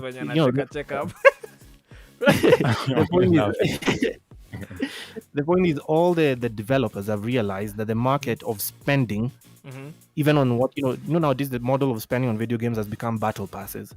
Like seasonal passes have become the proper model of spending in every game. Live services, and many games as live services. True. Exactly. Now most people are spending more on the battle pass on mobile than it is on PC because hey, I can barely afford a proper console. I can barely build a PC right now. But any cell phone from Techno to a proper, from to a Samsung can play Call of Duty, can play PUBG, can play Battlefield, which is looking like shit right now on mobile. But hey, speaking of which, Battlefield can't take a win anywhere on PC on mobile. Man, that game just no. Wait, I was to ask you. On the streamers, okay, this is a question like maybe other streamers maybe might have, but is there types of sponsors you should be targeting? Like you should be targeting maybe e.g. like maybe energy drinks, foods, you just approach everyone and be like, oh, let's fucking sponsor me, or do you have to target specific types of sponsors? And if so, which types of sponsors should we as streamers be targeting? So for me, the reason I mentioned the real estate one and the basketball ones as my first ones, not because they were the highest paying ones, it's because they were the weirdest ones for me. Like trying to find an angle to sell them was the most weird one. So what first thing before you approach your sponsor is what can you offer? What do you bring to the table? Same thing you say in a relationship, what do you bring to the table besides meat? I like the fact that you had to use a relationship. Right, exactly. Sponsorship is a very toxic relationship, by the way. It's all about what you can bring to the table. And for the real estate one, my go-to was you see these Kwetu apartments. They host how many thousands of people between the age of 18 to 25, campus people. Those student hostels, they have like 7 of them in Nairobi. That's almost on 3,000 students, the demographic that plays the games that I need. So the selling point there was hosting in-house tournaments for them. That was it. Setting up a whole in-house tournaments where all the apartments compete and talk and compete against each other. That was the selling point. That was it. They need the idea for them. They're so bent on a community hostel, that a frat house thing. The selling point was more of how do I get these apartments to compete and talk against each other. That was it. That's all I needed to do because they were up for that. The basketball guys just literally wanted followers. Okay. His was That's just interesting, man. followers. I don't know. Does And- anyone Yeah, have and on the follower side. No, on the follower side, because on the follower side it was easy to deliver because I made the prerequisite for joining the tournament is just following this guy. That was it. It's rather easy, I guess, sometimes. Me, I think, okay, that's some interesting way but they to look at it. I hope people here maybe are benefiting from that information. Does anyone have any Yeah, questions? that's very useful, man. Yeah, okay, I'm glad. Yeah, if you're looking at it from that angle where your source of revenue is coming from an external party, and rather than the platform that you're placing your content on, then I think that's a really good model. And I think a lot of people, especially when you're seeing like how the question for like the title of this podcast is how viable it is. I think most people are thinking about it from the angle of, is the People platform going donating. to pay me? Yeah, People that sort of thing. donating, But I like that the angle you've taken. I don't think anyone has pointed that out, but I think that's a really good way of looking at things. So I think he does have a point. Yeah, those are The good reality points. on the ground is that the publishers themselves, Yeah, as much as they're converting the really game to good, man. mobile, we're always going to be skipped over in Africa on everything, especially the server issue. I had a direct conversation with the head of the mobile gaming department at Activision, and the open thing, at least they were open about the extent of their support to Africa was going to be for third party people like us, was going to be in giving us marketing dossiers for every season. But as far as the server conversation was, even when we offered them a server farm on this side, same thing, Tencent did for PUBG in South Africa. They blatantly said no. They didn't have a reason, but they said no. Africa is not the market they're looking for right now for servers. And they're not coming. They don't intend to. Microsoft is coming. So it was more of a you're on your own. That was the reality check. Okay. And so that was just a by the way. You're yeah, waiting for servers from Activision. It's not coming. Hopefully Microsoft will save us from the Activision. Yeah, hopefully Microsoft will save you. Hopefully Microsoft will save you. Let's see. Things might change. Yeah, but that that's actually gave hope. That's a very good point, man. Hey, okay, hey, man. So, I even feel like my head is aching. Are you starting the YouTube versus Twitch thing? No, wait, Kiasi, wait. I'm about to head there. I'm about to head there. Let me see. Is there anything else? I think stereotypes, you already know this, like, the gaming's for this and that, gaming's for boys only. I'm sure Queen Aro Kwanza has experienced that a lot. But I think that's common knowledge. But then do you think, your point here, stereotypes, do you think there's something we can do to this younger generation to maybe make them understand that? Or to maybe, is there something we can do in terms of even like these older people? Is there something we can do to like change the mindset? Like make gaming... what?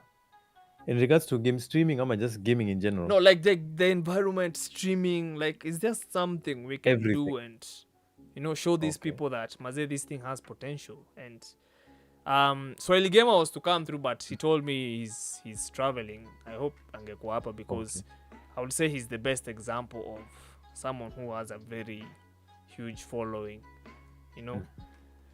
But is there, I don't know, what do you guys think? Is there something we can do like to just change the narrative? Because I was having a conversation with Nikki. I don't know why Nikki is not here about that.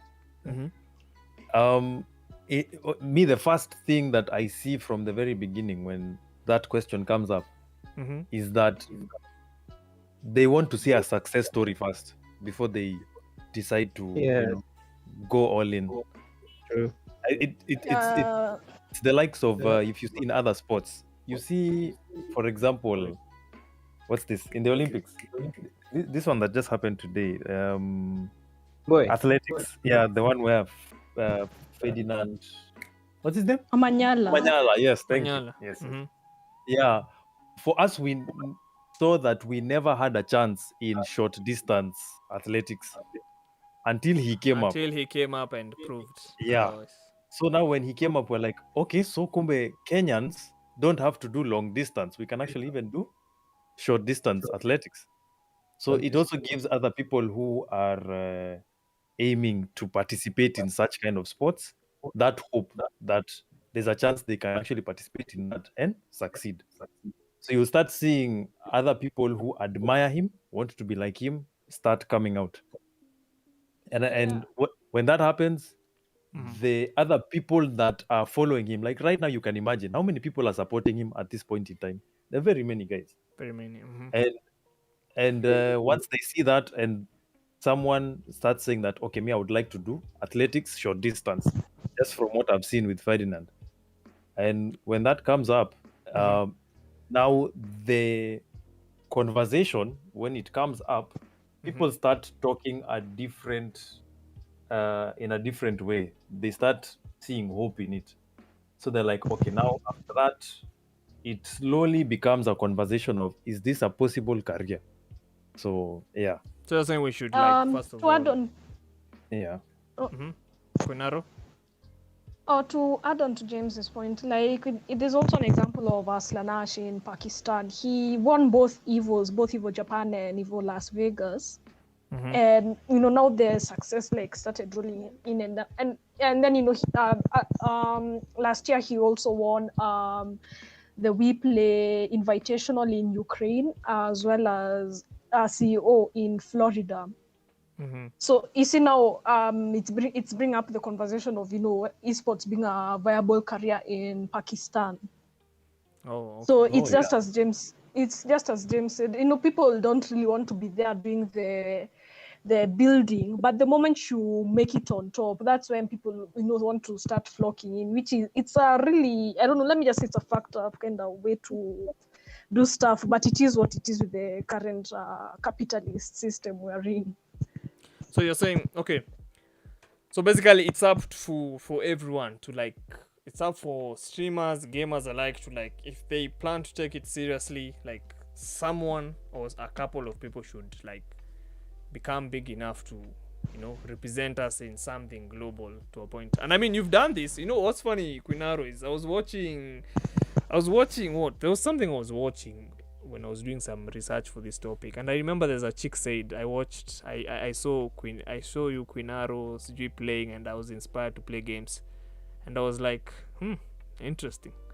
So I mean, kudos to you, props to you. So I mean, you're doing that at this moment. Maybe there's a lot of chicks out there, you know, they're like, oh, yeah, there's a chick playing this game. So hey, kumbe this thing is not a dude's thing only.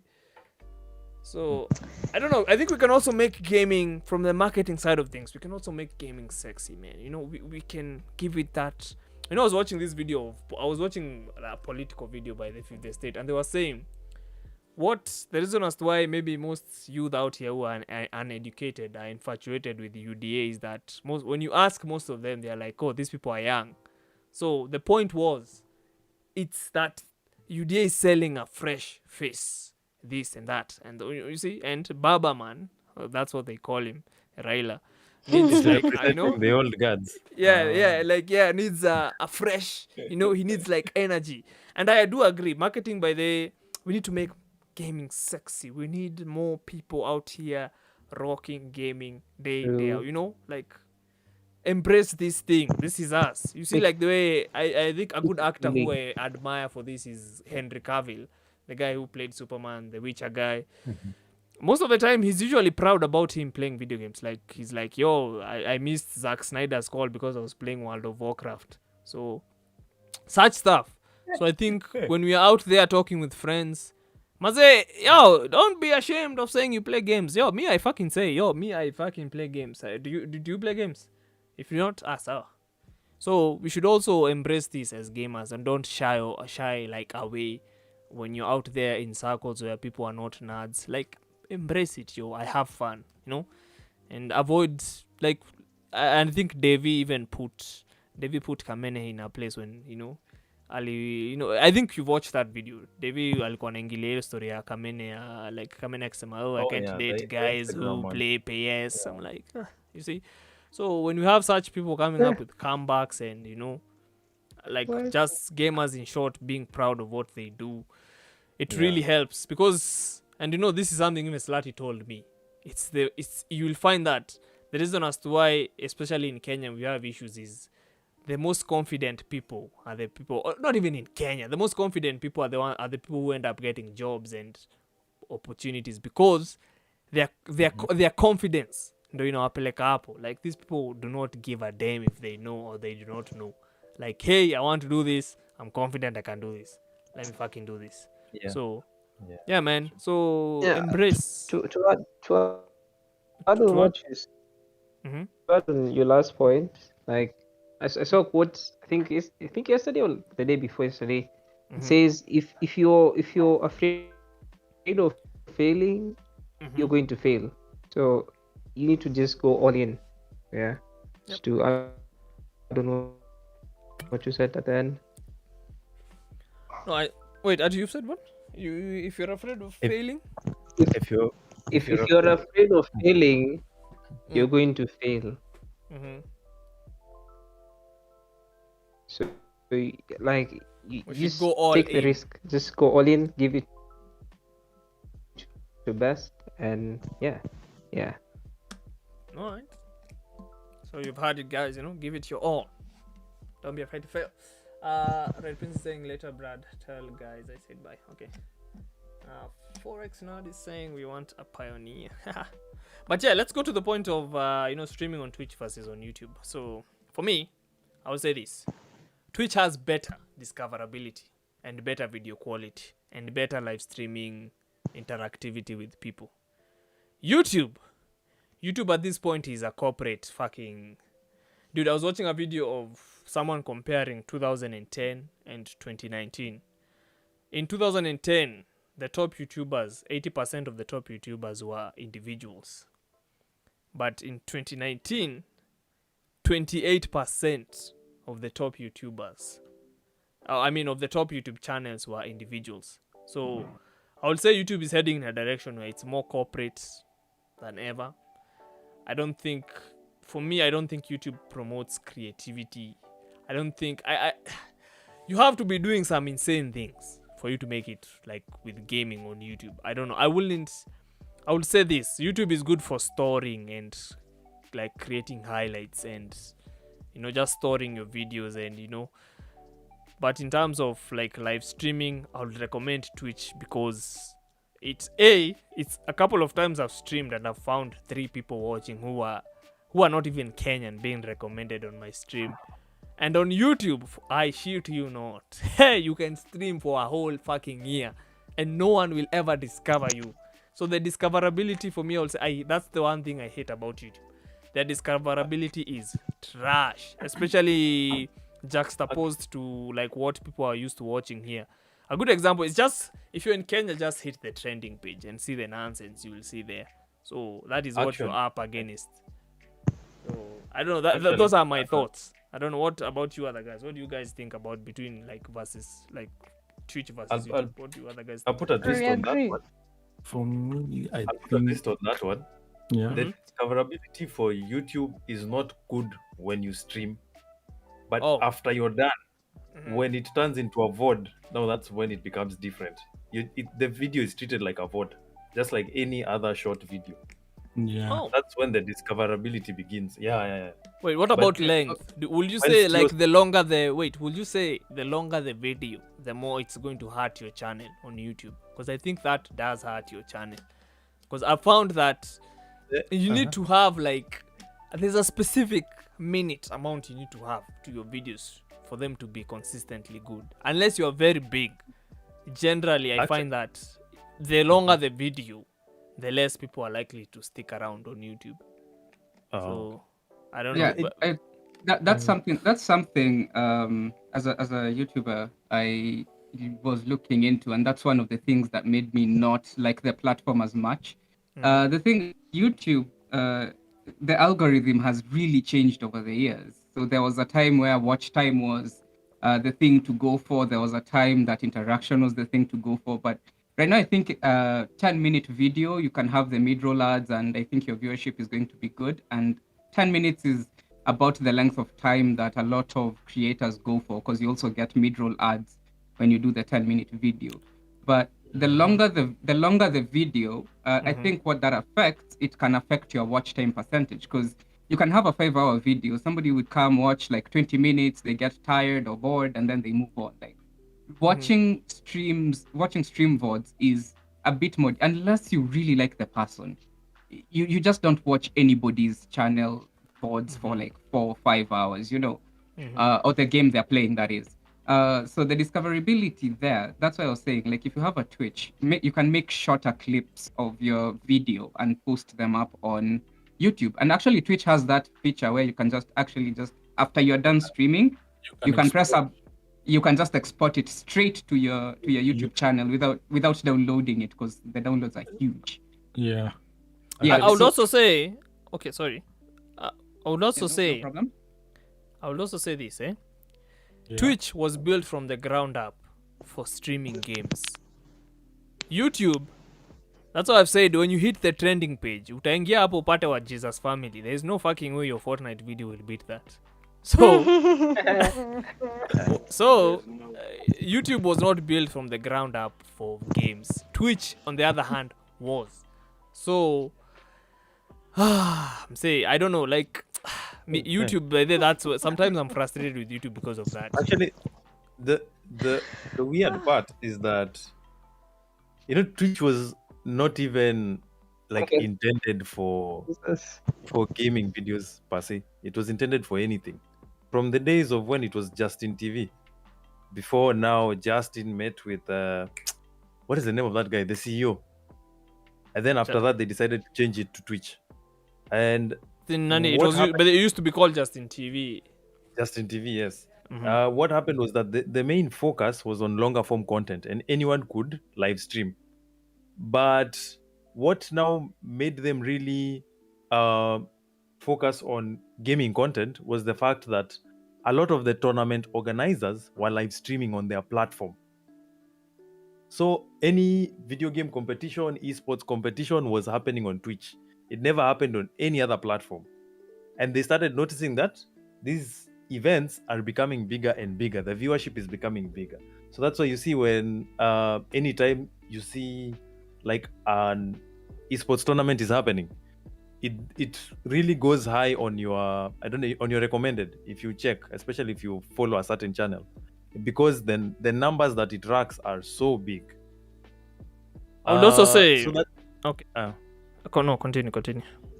Yeah. So I think that's why the focus has not changed, because you see there are also channels that do just chatting, whereby it's a person just talking on the camera, or they have highlights where they have like channels of like sports channels.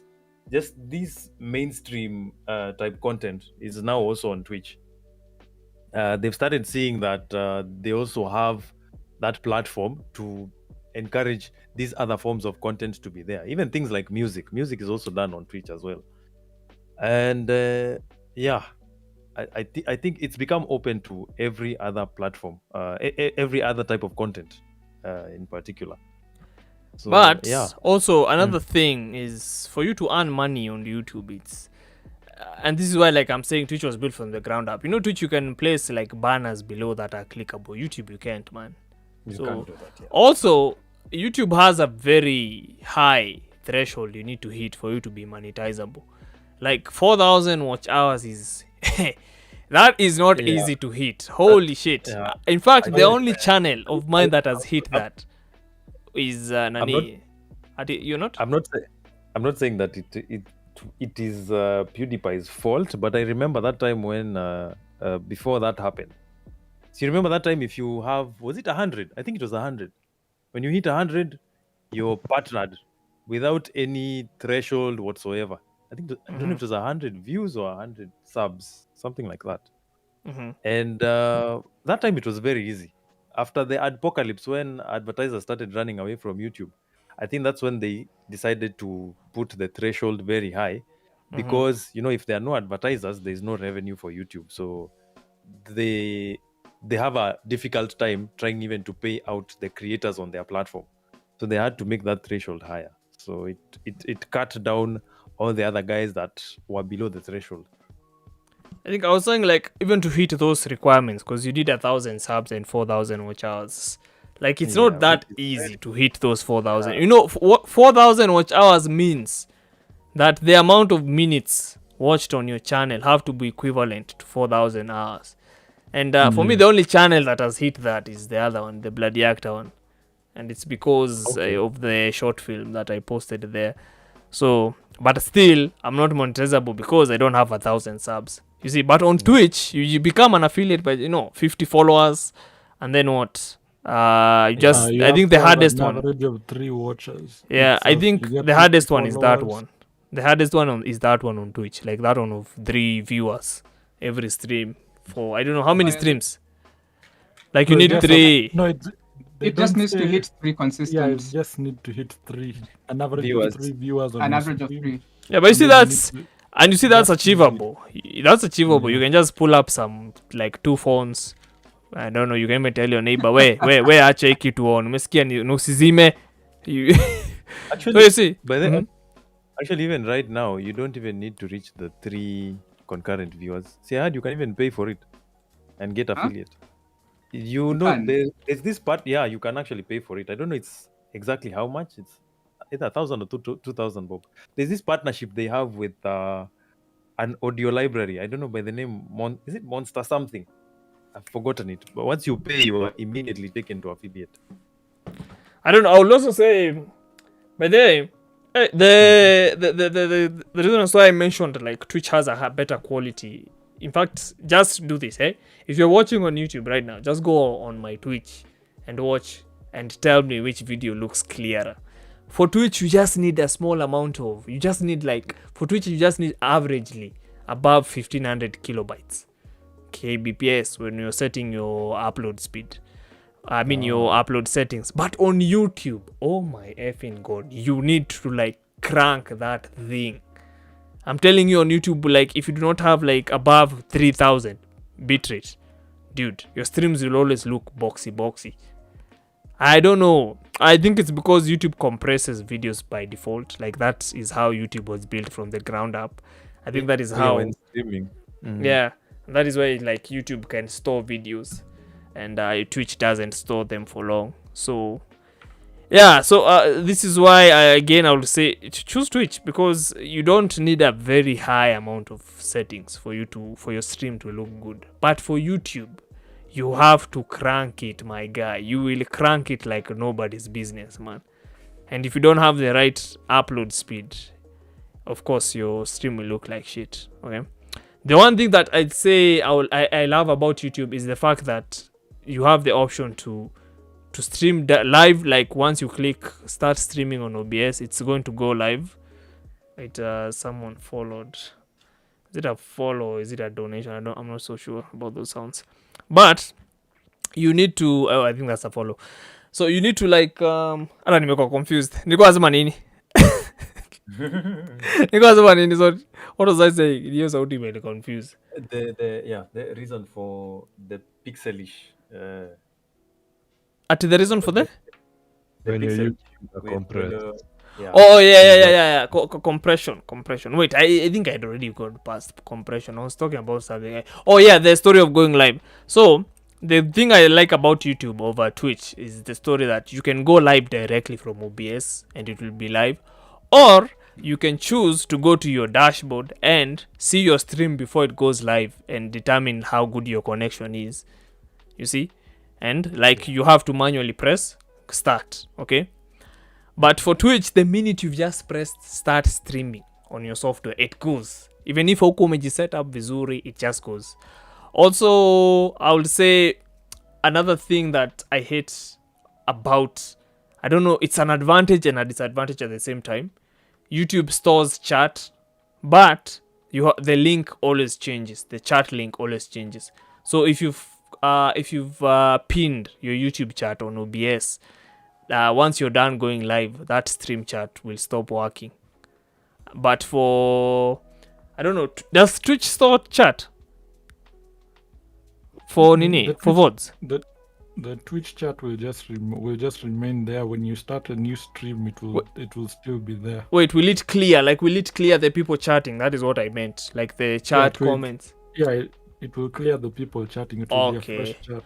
Yeah. So you see, for Twitch you don't have to refresh the link. The chat is the Twitch Nini chat link is always permanent. But for YouTube, every time I set up a new stream, I have to come to OBS and copy paste the link again, and it gets repetitive at times. So the only way you can avoid that is by, like, when you click start streaming, it goes directly to start streaming. Like, it starts streaming on YouTube. And for me, I don't like that because, again, you might not know what your settings, or you might not know that you don't have a bad connection. And I also like the fact that it shows you on YouTube like a dot. If it goes to red, it means your stream is bad. If it goes to green, your stream is good.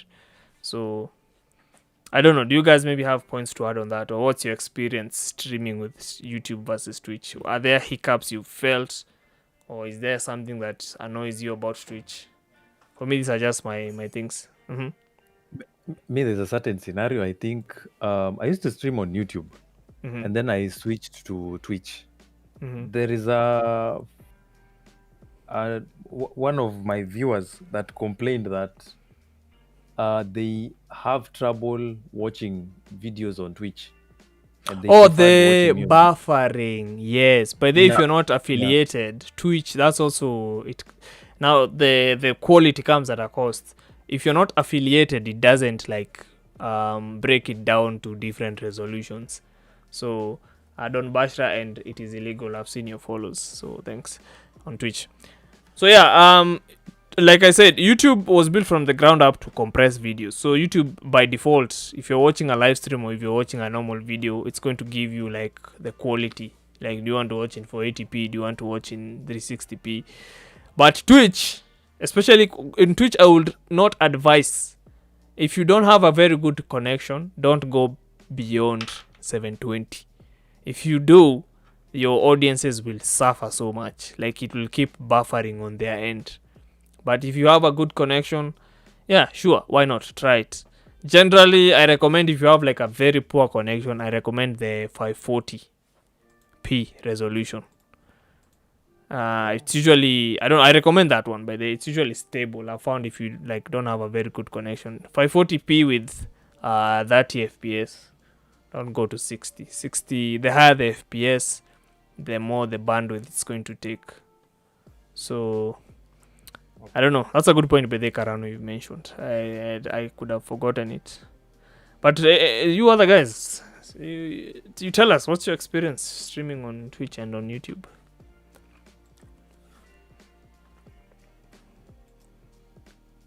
I don't think I've streamed on YouTube, so but streaming on Twitch for me is very smooth. Except sometimes the bit rates just die off for no reason. But it's quite smooth. Streams go well. Can't particularly complain about a lot. On Twitch. Yeah, for me it's a good experience. I haven't streamed on YouTube though. I wouldn't have a comparison point here. All right. Fox, have you tried streaming on YouTube before? Ama you started on Twitch and Nivo, you are done.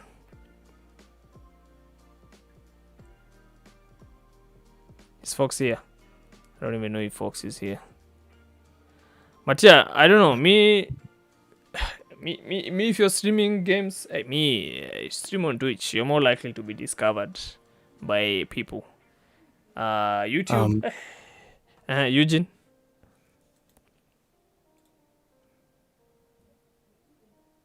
We keep losing people, bloody. Oh, they. No, keep... I was hello. Oh, Fox, you were saying.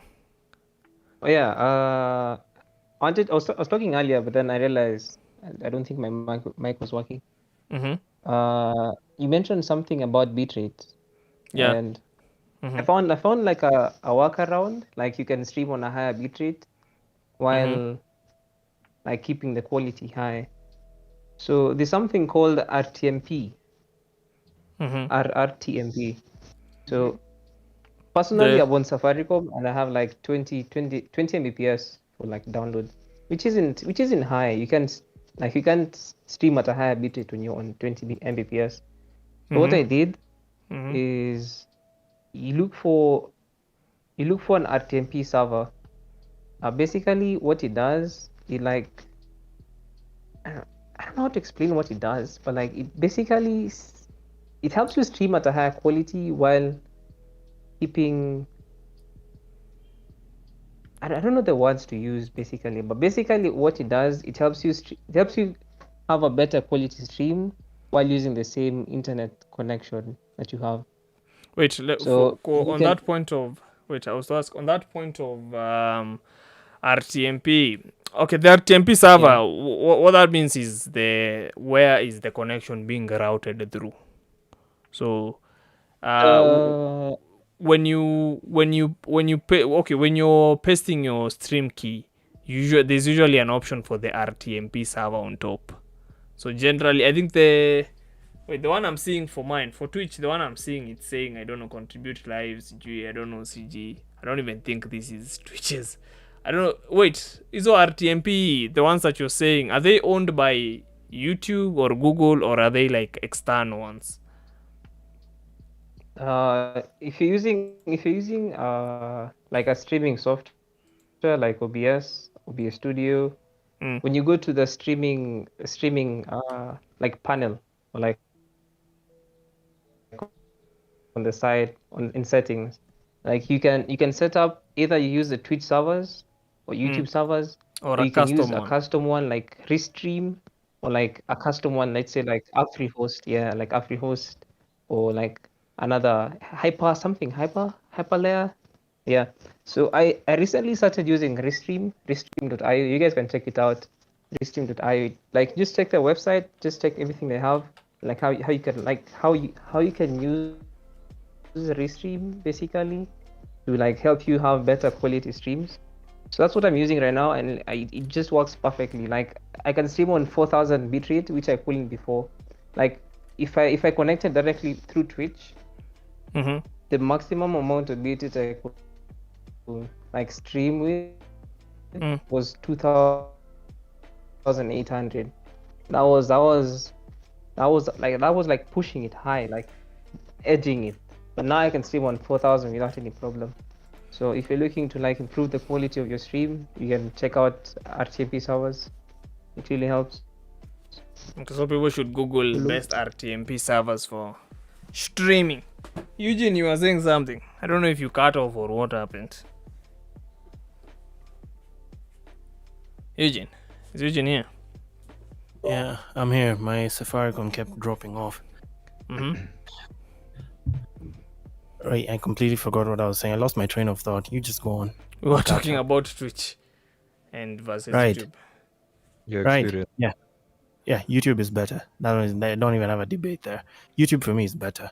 And I'm going to chalk this debate down to this. Safaricom versus Airtel, or Safaricom versus everyone else. Not even Safaricom, M-Pesa versus everyone else.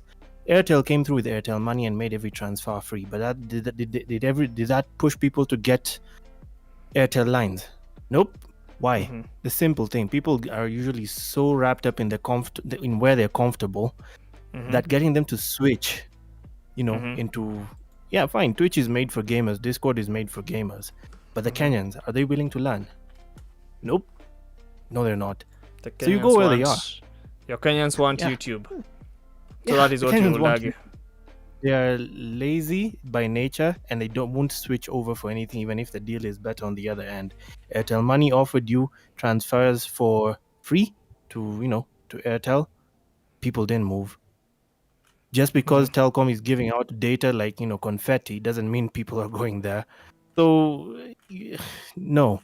For me, I stuck because the context of where we are. The context of where we are is people are comfortable with YouTube. People are not comfortable feeling like the internet is turning into another science on its own. Life is hard enough before you have to make even me watching the videos I want being another science. Yeah, right. So, I figure out Twitch. I think I'm going to stick with YouTube for this and this and this. That's what people think. If unless you really are to get somebody to move to Twitch, they probably know you personally. That's the only reason they'll move. They know you personally. But on a regular basis, getting a new viewer, and you're trying to target people in your local market, which is, you can't be in Kenya and hoping to make it big in the States.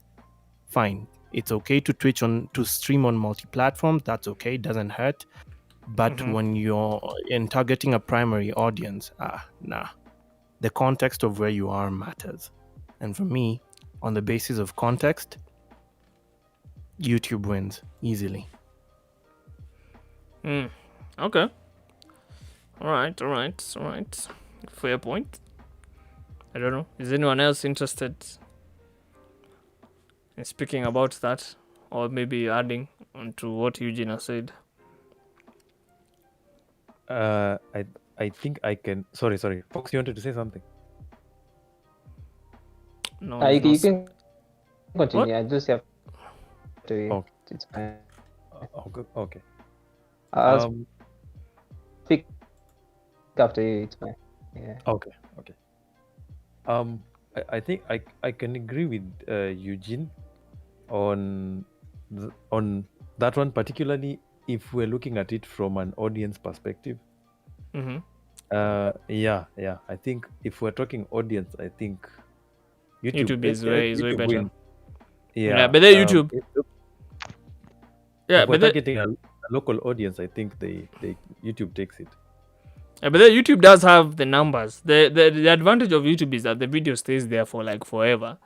So if you're monetized, I would say the biggest hurdle on YouTube is being monetized. Once you've crossed that. Which is why, as a priority, don't make that the threshold you're looking to getting monetized by YouTube, because the audience goes hand in hand with your objective. If your objective is to become a partner of the platform, then that's a hard sell, because you might find yourself streaming on the hour every day, and it's not enough of a result. And in fact, the partnership program varies per continent. You will find what they're paid in the West is not what they're paid here. It's not the same model. Yeah. It's not the same. Don't lie to yourself. It's not. Here, it's not the same. The percentage that you get, even especially on Facebook gaming, because I did do a Facebook gaming partnership. We haven't even talked about Facebook. How's streaming on the Facebook side of things?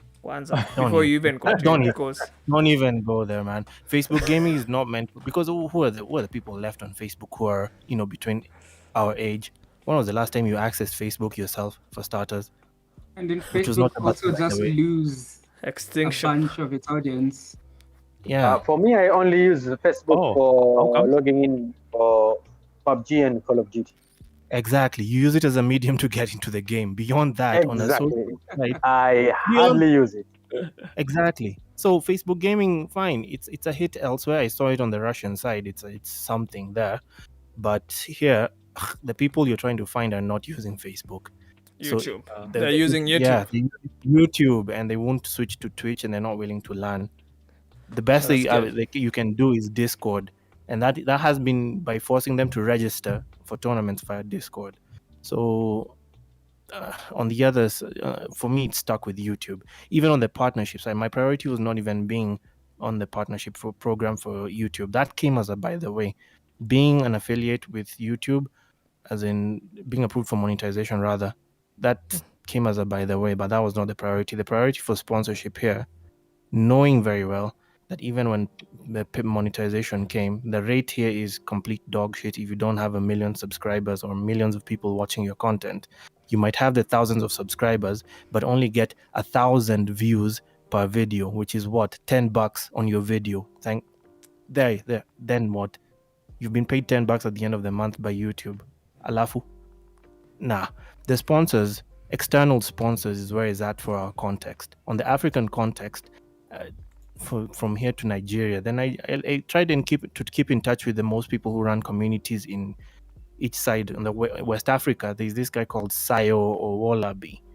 He does the Call of Duty and maybe basic mobile gaming on that side. The Afro gamer as well. He does What You Do, Namlock.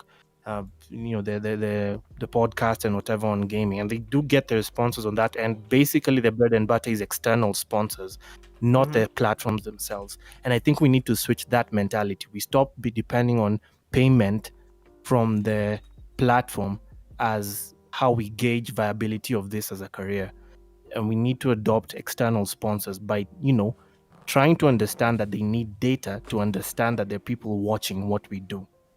That's pretty much it. Complete change of mindset is what I'm saying. Just overhaul it. Flip the table. All right. Good point. I don't know. I think just to add, but then Eugene, that is also a good idea. I don't know if anyone here has considered this Amazon program. What is it called? Prime Gaming. They have Amazon. Not Amazon. that one. The Amazon affiliate program. Like on YouTube videos when they say that, by the way, if you want to check out where I got my camera, check the link in the description, and then if you check it, it's a link to Amazon. Oh, okay. Yeah. Oh, you mean So the affiliate program? Okay. So what Yes, Karano means is, you get commissions when products are sold off your links, and they make. Oh my god, that makes so they fucking make a good much money. money. I know of But it's a some. hard sell. Seen that one. It is. I know of a couple of.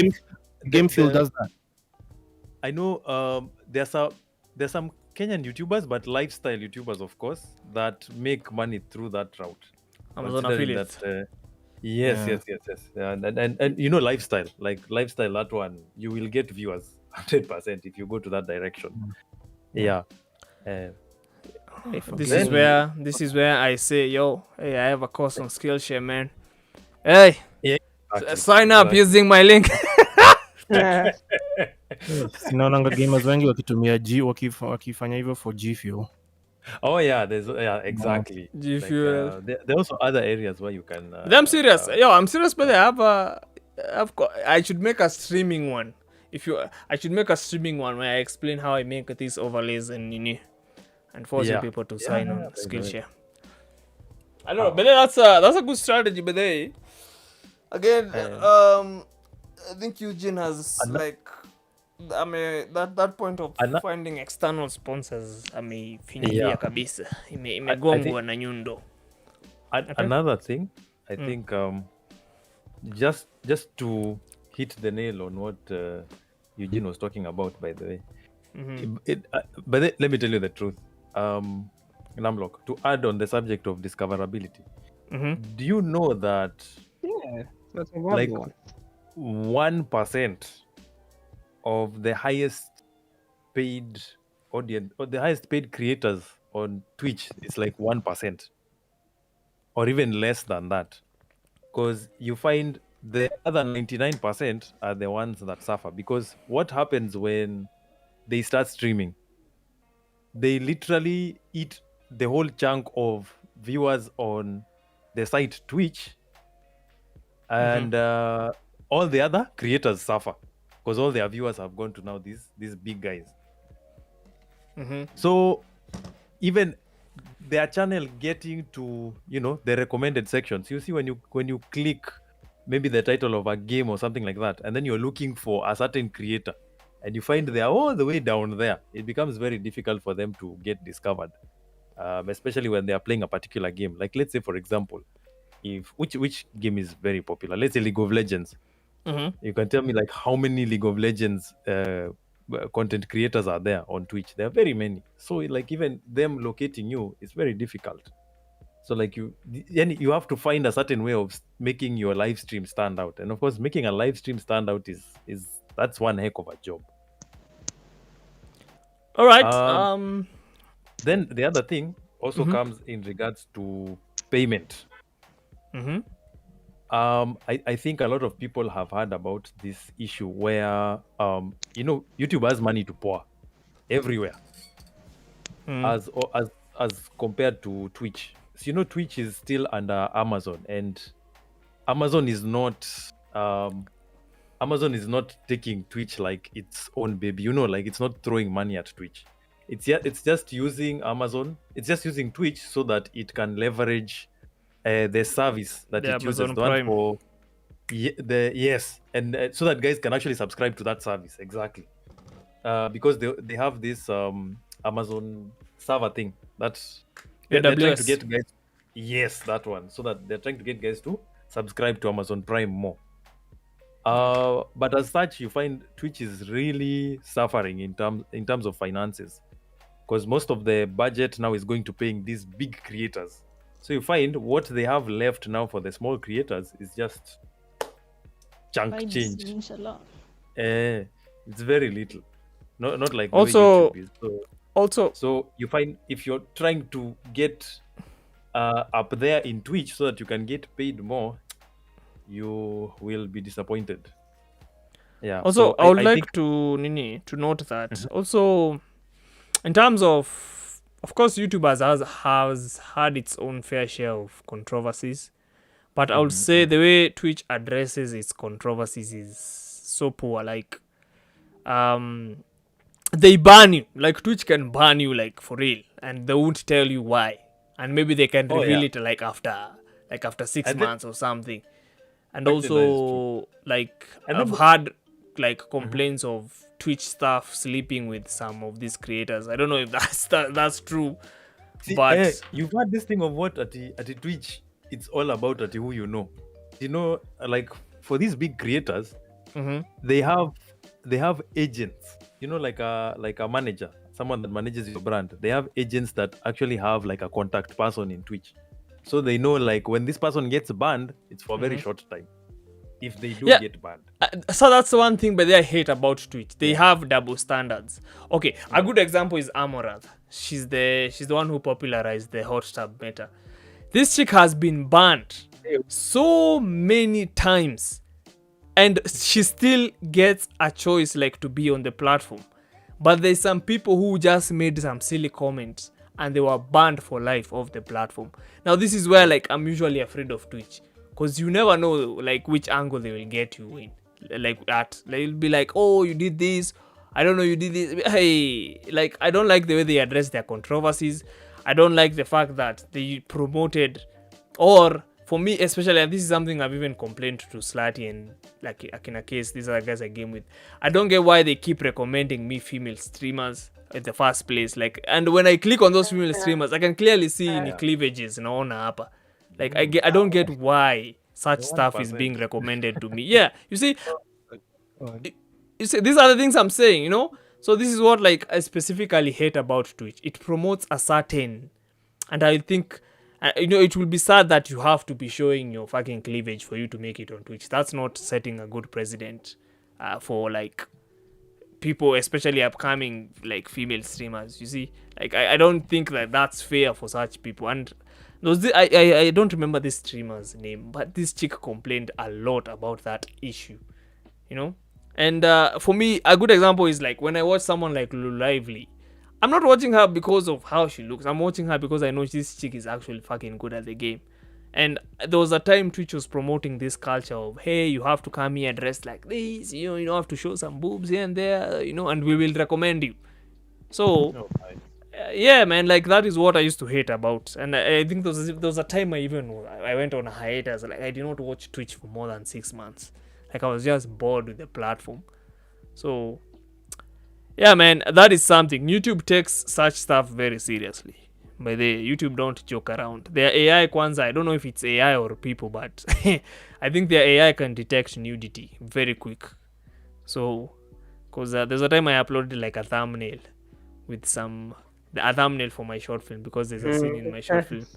Yeah, and I remember it was like, hey, yeah, what is this? Hey, you need to choose another thumbnail. So I would say the moderation on YouTube is way better compared to Twitch.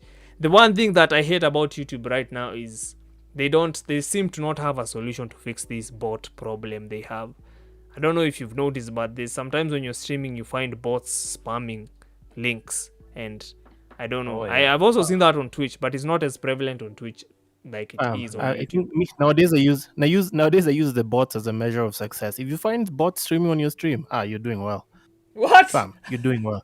Imagine, by the way, that's the measure of success nowadays. If you find your stream is good enough to have bots spamming links on it, and it's there's a reason that happens. That doesn't come out of nowhere, by the way. The bots don't just go and stream on people who you've had one view for 7 hours. Fam, nah, you'll find that's Google when it had nothing. The bots, believe me, don't take it as a negative. If you find bots on your stream spamming links, that's a measure of success on its own. Okay, Wait, the what do only you negative think? The only negative thing is when they start, like the bots that are malicious, that will actually be either racist or just insulting or offensive. Those ones are the bad ones. Also with the links. Yeah, but with the links also, don't click the links because they're just they're just spam and malware and everything. So it is a measure of success to a level, but you also just need to let your audience know, like, hey, these are bots. Don't click that. Don't interact with that. And try get them off the chat as soon as possible, just to protect people who are new to that.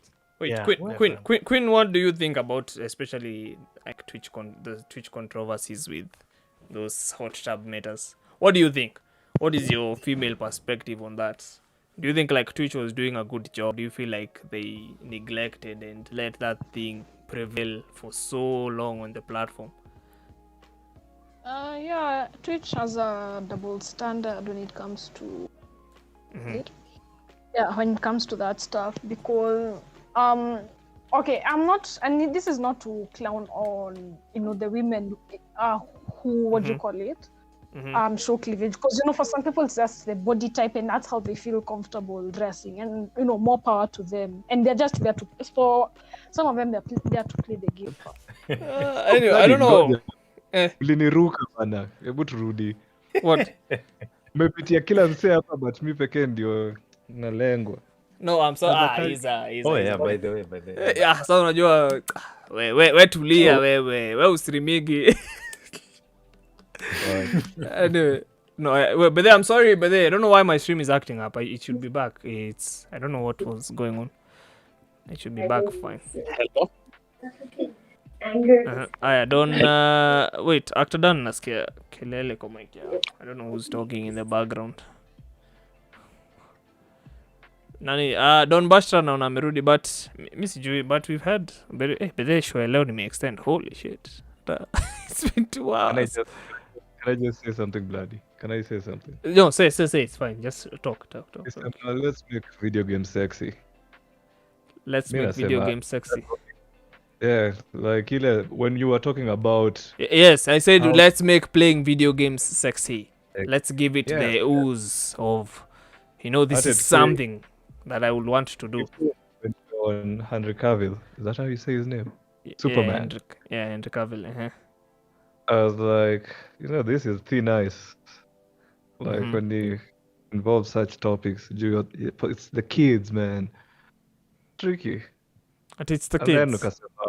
nasema because of the kids you can't unajua how people I'd rather waangalie gaming as hii stuff ya wakidi, but as we know what it is and people who play it know what it is and what it entails. You don't want it to become like a pop culture thing. Is that what you mean? No, I really mind if it can like itoke from this space watu wanaona nikaa it's something which is played by people who live in their mother's basement to something that's professional, just like kucheza chess and all the other sports. I would appreciate that. But when you look at label as making playing video games sexy, I was just like tricks. That's too nice. Come on, Really you know what nice. I meant. You know what I meant. I know. I was using sexy like metaphorically. Nakuwa tu mchokozi, but on your story the Eagles, I don't know, maybe wako na target audience yao. The and Sims, the teenagers. There's always be the Sims. Yeah, they know what they're doing. I don't know. I'll say this about the lady gamers. I remember last year, one of the sponsors decided to do on International Women's Day. They did an all-female tournament for COD Mobile, and Quinaru, for the first time, I think I saw her on a first-person shooter game. She participated in that one when we were finding female gamers. And I'll tell you for a fact, the audience that day was stacked because that tournament was not planned. It was something that was announced. Okay, you know what? Today we're feeling like doing something for the ladies only. Find some, and kesho asubuhi mtafanya hiyo stream. So we have to find ladies in one afternoon, and we did. And the stream was out. The tournament was out of nowhere. We just told people, "Hey, we're doing an all ladies tournament," and guys showed up on stream. Yeah, like you said, walikuja kusikia sauti nyororo. Hata ile time nilikuwa hapa na female the time Quinaro were here with Akina White. Ai, the guys were here bana. Hey, I was like, as unfortunate as it is, the draw is, finding female gamers is like finding unicorns, and people will want to see that. As in, the appeal is there. That's not a lie. So it is. We cannot argue against biology. It is. The appeal is there. People will come and watch the stream. They'll simp. They'll watch for entertainment value. No, I don't know. I don't know how we'd get more. I've not figured that one out yet. I don't know. Maybe Quinara will be the one to tell us. She'll be the most appropriate one to tell us what will draw ladies in more to gaming. Quinaro, what will bring us more female streamers? What do you think will contribute to, people like you, more people like you? I think to draw, I'd say, more people and more women into gaming. For one, I think it's how we've socialized gaming.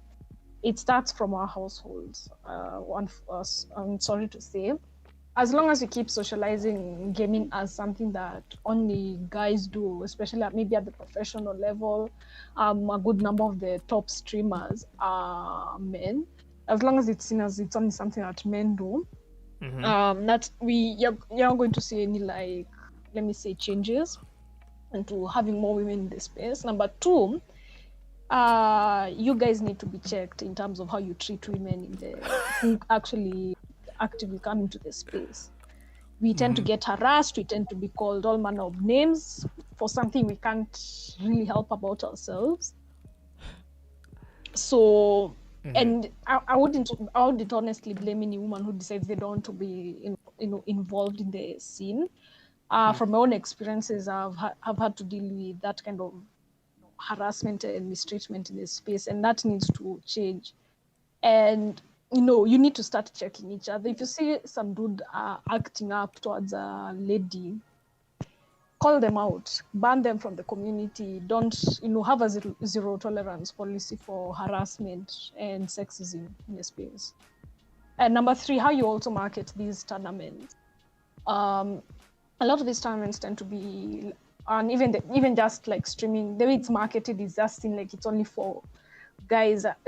People want to, representation matters. People want to see people who look like them, and like funny enough, the ESL actually announced a $500,000 stream. $500,000 CS:GO tournament for women only, in a bid to bring more women into the CS:GO scene, because some women were not being what do you call it? They weren't being allowed on the men's teams because the men won't feel comfortable, yada, and the usual nonsense of harassment. So they created a women's only league. I think that's actually a very good step, because it's a good move business wise, and it also brings more women and other minorities into the space. So those are just my 2 cents. The matter. All right. Okay. Eugene, has she answered your question? One point, your question. Yeah, pretty well actually. That actually makes sense. And the last one more than anything, the harassment part, I've seen that firsthand, even in the communities. Because nowadays, another model I charged of finding sponsors was, you know how these people create Telegram groups with 10,000 people and just keep spamming adverts. So I did that for the Call of Duty mobile communities, because that was a staple food, and I find streamers who do that in different mobile whatevers, like Don did that for PUBG. And what we do for the mobile side is on these platforms, how now the sponsors come. Before we go to the live stream with the sponsors, there's usually different modes of payment. The sponsors come, and when they're launching a product, which is what they're doing in the first place, to even get access to the audience, they pay. They pay before they even post in. They announce their name to the guys on the WhatsApp groups. They pay for that. Then there's a separate fee for the live stream adverts and all that. So that's basically been the model. And now on the platform, since these groups have become a bit more popular, because now we're doing 3 Kenyan ones, 2 Tanzanian ones, and 1 Ugandan community. So they have ladies in them, and they tend to be quiet, very quiet. Most times I found out some of the people there were ladies when they won a tournament and I had to pay them, and M-Pesa would snitch on their behalf. That's when I'd find out, hey, we won this tournament. And when I asked, hey, why aren't you more outspoken in the groups? It's more of the same thing that Queen Arrow just said. Nikiongea hapa nimechokoza nyuki. Yeah, akiongea Nimechokoza nyuki, watakuja. Yeah. There's like 7 DMs in the same minute. You get. So I as in, this is why I tell people sad. Use Discord, man. Like you can just disable being messaged by people who are not your friends. But unfortunately, again, the context of where we are. Discord, kufunzana Discord tena, hiyo ni story ingine. For me, Discord was a science on its own. So Get Discord. I'm going to start. I will start a church that is called being Discord. the church of Discord. The church of discordance. Let us Discord every.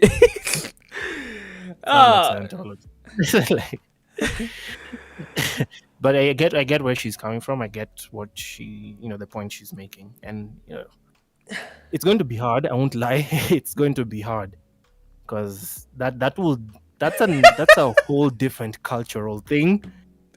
As in, people have to start building from their own households, like she said. But the good thing is the sponsors being there and willing to drop money on things has had more female gamers come through either way, and they found a way of navigating such things. And they shouldn't have to do that. They shouldn't have to lay low in a community just to participate. It shouldn't be made okay. So it shouldn't be normalized that's the thing. Man, I don't know. I guess I'll take a few. I've taken a few things from what she said. All right. No, it's Lati who made me laugh. He's saying ata male gamers tuko harassed. He says you're being harassed. Wacheni upuzi. Ati kuna Anasema ati kuna time alikatiwa cha lazima kwa Discord yangu. Ati I don't feel safe. Wait, but is that harassment based on virtue of his gender? Like even if I win. No, he's joking by the Sylvia. I know Johnny jokes. Okay. Johnny jokes. Nasema tu. Is that harassment like if you're good at a game, I went easy on you because you're a girl. If you lose, you suck because you're a girl. There's no way I'll win. I've had an incident where I was harassed, but at the time when I was still going pro. Wait, you are harassed by who? By who? By female gamers? No, by some South African guy. Oh, okay. So, where I'm playing. Oh, harassment based on race. Yes. Place where you come from. Okay. Yeah. And then the funny thing, the guy, this is someone I know, which is so disappointing. And then the person starts telling me right in the middle of the game. And I remember there was, I don't know if it was Actadan or it was who. There was another guy I was playing with. And the guy kept saying, why are you talking like you're black? Guy. And I'm like, what? Some black nigga? I'm black, motherfucker. I was very shocked. I was like, wow. Unajua vile mimi nazaasha mic msee. I've played with 98% of the community in Rainbow Six. All those South Africans have played with them. So me knowing that this guy, this is what he thinks about black people, I was very disappointed. Very disappointed. But we can't generalize all of them. I'm sorry for experience, James. Yeah. And also, not all. It's not even that common, but gamers generally. For me, most gamers I've met online are not like racist. It's just a few here and there that are usually like, you're from there. Okay. You find even there are some. I probably think even there are some that don't even know that I'm Kenyan or I'm even black or I'm African for that matter. James, this was which game you were playing? Rainbow Six. Yeah. Okay. So like when they enter into that server, they think everyone there is South African. That's their mindset. So you wonder, like, you didn't enter the server, the Discord server, going, "Hey, bruv, are you going? You have the zone." Like, you blend in, and if they start that nonsense, tell them at least you have better internet than them. And actually, clearly, I didn't understand why he was saying that until there's another documentary I saw about the state of racial abuse in South Africa between white and black people. So that's why I was wondering, like, it's that bad. It's not like the way, like in Kenya, it is. There, it's extremely bad. All right, but what do you expect from apartheid nation and what? Yeah. But I mean, really bad. Hearing these are things that I know these are things that exist. I would say, like, let's just build our own communities. Don't give a damn about them. The best thing we can do, I think, is just ignore. Of course, that sucks, and there's nothing you can do about it. But I think Slutty has even said in the comments, the best thing to do is just ignore them. There's always you can never please everyone else. There's always fuckers who are going to be insulting. So the best thing to do is ignore, and of course, check your friends, man. Check your mans. Check your. Hey, fam, man. Don't ignore. Nah, I'm not a firm believer in candy. I don't work like that. No, I'm saying like not on your communities. I'm saying like when you experience it online, when you're playing like a game with randoms. Not in a space where you can control things like on your Discord server. You see people ati wanatusiana and then wanaacha. No, not that. I just mean like maybe you're in comms and someone decides to be racist or something, and you're in a random game and you don't know this person. So that's when I meant you can ignore. Yeah. Well, I think we can conclude with the community, like managing a community. What do you guys think? How do you grow a community? Is it compulsory to have a Discord, Instagram, TikTok, language? Do you have to be speaking English or Swahili? What do you guys think? For me personally, I think a Discord, and especially I think Discord is good for managing a community because of its moderation and the features it offers. Me, that is why I stick to Discord, because WhatsApp, I'm not a big WhatsApp guy. And Telegram, same case. I cannot control. I hate platforms where I cannot control what messages are being displayed or who is messing what and what. You see, on Discord, at least you can separate yourself from like shenanigans. Like will oppose it. So not what there's always idiot with insulting things, and I find it more easier to manage on Discord. But what do you guys think? Is it compulsory? Is it compulsory and necessary to grow a community? Also agree on you on. Also agree on you on the WhatsApp and Telegram not being viable because like in break up Fox kiasi. Both you're sharing Fox your own personal number. Let's say you're like a new person to the community, and you want to interact with the people in the community. Hello. Is it okay now? Oh yeah, you're back. Okay, to tuanzie tena ati you want to I've heard you mention about phone numbers. Oh, yeah, apologies. I'm using bundles right now. No, it's understandable. It might be. Yeah, the reason why I agree on you like on not using WhatsApp and the other one Telegram, because like in both you're using use your phone number, your personal phone number to like register, and like for a newcomer in the community, I feel like before they know you or like they want to know the community, like there needs to be some giving up the personal number is such a big thing. So I feel like Discord does a better job. Yeah, Discord does a better job with the privacy and like you not having to give up your number. So I feel like that's a plus on Discord. Plus, I don't know. I think, but that point of phone numbers is very important. Me, but I'm very iffy when it comes to sharing phone numbers. Like I'm usually like, nah. The only time I request for phone numbers or I give out is if I know maybe that sasa communication it's becoming like it's being inconvenienced. Maybe I can't find you online on Instagram, sana. So that's when I'll be like, hey, give me your phone number so that I can contact you in future easily. So come to think of it, actually one good example is Don Bashar is here. What's his name? Swahili Gamer. Swahili Gamer does not give his number out completely because of his community. Hey, he has a big community. My guy will be harassed by his fans. He'll be harassed. Yeah. His community is those guys are too much. Like everyone just wants a piece of him. No, it's funny though. Yeah. Now that you've mentioned that, I actually got his number today. Oh really? What? Lucky you. Hey, he doesn't give his number out completely. So like when I heard that, I was like, hey, I completely understand. His community is just too much.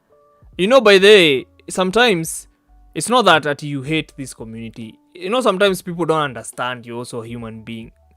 Me, I've had incidences where someone is asking me so many questions and I'm like, wow, bros, you just chill. Like, I don't even know how to respond. So, you know, sometimes, this is why sometimes you find that some celebrities are even hostile. You know, you get to understand because, hey, maze people can be stubborn. Kwanza, the young ones, the teenagers. Oh my God, those ones are the insistent. Like, how you, like, the car to pest, yani, hey, hao watu wakikuamulia msee, they will follow you like, hey, man, it's not even funny. Hey man, they're so insistent on like bothering you with questions. Hey, this, that. Hey, do you want to talk to my friend? So sometimes it's for the. You can? No, I'm just saying I can completely relate. What? Kwanza wewe.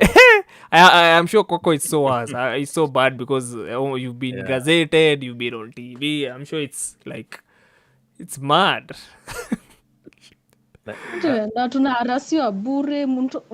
The messages I even get on in my DMs, even wonder why I keep social media. I have a very close friend that's female. There's a competition that she won And then the whole thing went to newspapers and TV. And then Nani Robert Alai saw the whole post. And Robert Alai's audience is very toxic. Very toxic. Hey, wow. Those guys are extreme. So he posted like the articles that are talking about her. And the guys that were commenting there, they were just like, this one is it was an insider job. They just made it so that she could win. It was bad. It was really bad. It was not even just about her raw skill, but it was just about her being favored somehow. Like she didn't win genuinely. The community can be communities can be toxic, but I was watching a video of this. There's this guy who has an avatar of an octopus, and I remember him complaining that he's so pissed that now he can't even talk to any fan without being precautious because one of his fans became obsessed. A chick became obsessed, and then she sent him a photo of like his avatar on a shrine. I was like, what? Dude, if that happened to me, say, me nazima simu, I'm deleting everything. Dude, I am starting over. Like, what the F, man? People are weird, yo. Like, people are strange. Because on this, but they on Discord, but that's what I mean, me disable at a friend request. And dude, I usually get weird requests from people. Someone will just come up, kwanza there's some servers you walikuwa nauza nini, nikakuto what else, you help us promote, we see you have a big community. I'm like, sasa, why me, man? Like, why would I be doing this? No. And some of these people are your friends. So you don't know how to rate. So me, disable.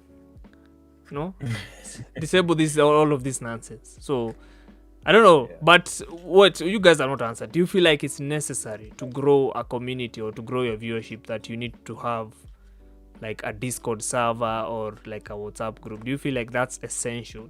That there's a way that you can compile your community into a space and be like, hey, this is where my fans usually meet at. Do you feel that that's necessary? I don't think it is. It depends. I think it depends on what your end goal is. If you're looking to build a community, yes, building a community is great because now you'll have regular viewers, you'll have regular people who interact, they'll have people who understand you and the community itself. So if anybody new comes in, it will be easier for them to be integrated and be welcomed in that community. And the benefit of a community is if you get somebody new coming in and they find a good community, they will likely stay as part of that community and your audience, because there's also a lot of people who seek communities. But also you can just be doing this for fun, and you don't want all that stress for community building, because I know big Twitch streamers who do not have a Discord, and they're just like, I'm not up for that stress. So everything they do is based on their channel. Like if you want to communicate, just find them live and tune in. Like that's all the interaction they want in their life. So it really depends on you, though. If you want to build a community, it's a good thing. If you don't, it's great by itself. All right, Queen Arrow, what do you think? Do you feel like a Discord or an external page, or maybe a YouTube for clips? Do you feel like that's necessary to like building and engaging your community? That's honestly up to the end of the day. Personally, I'm not the social. Personally, you're not? I'm not a very social person. Like, I don't really engage on social media. I do that like a few times a week. Because for me, I find social media it's not very healthy. True. And but at the end of the day, it's as Kenneth said, it's what you want at the end of the day. What if you are building a brand or something along those lines, you might have to engage a little bit more and go out of your comfort zone. Otherwise, it's all up to you at the end of the day and what your tolerance level is. Yeah, but then you have to be that's one thing. If you plan on building a community, if you're not a tolerant person, don't. Because I've gotten weird requests for topics on the show, and I'm usually like, why? Why would I talk about that? So, and in fact, the point where I switched to like talking about gaming and nerd stuff. Hey, dude, I kept getting still requests from people to talk about. I don't know. Give us examples of the requests. Or to give us no, there was another one. In fact, I tulikosana na umse, but Yeah, I just clarified. Serious. No, this guy was like, hey, let's debunk astrology, and I was like, dude, nah, that's not the kinds of things me I want to talk about anymore. Like those, nope. What bloody? What No, the about guy wanted me astrology? to talk about like ni debunk astrology. So me, I'm not an astrologist myself. So you see, so me, I was like, nah, man, and like we even got to an argument, and I was like, you know what, fuck it. Let me just delete everything. Let me delete all the messages I've even sent him and just ignore this. So this is what I'm saying. Some people are stubborn to change, or some people just want you to do what they want. Like, hey, play this game, do this. Some people are like that. So it's annoying. So if you plan on streaming, you might encounter this. If you don't have like tough skin, or if you're not like a person who has high tolerance, these things can get to your head, because you've seen people quit outright because of their community. You've seen people quit.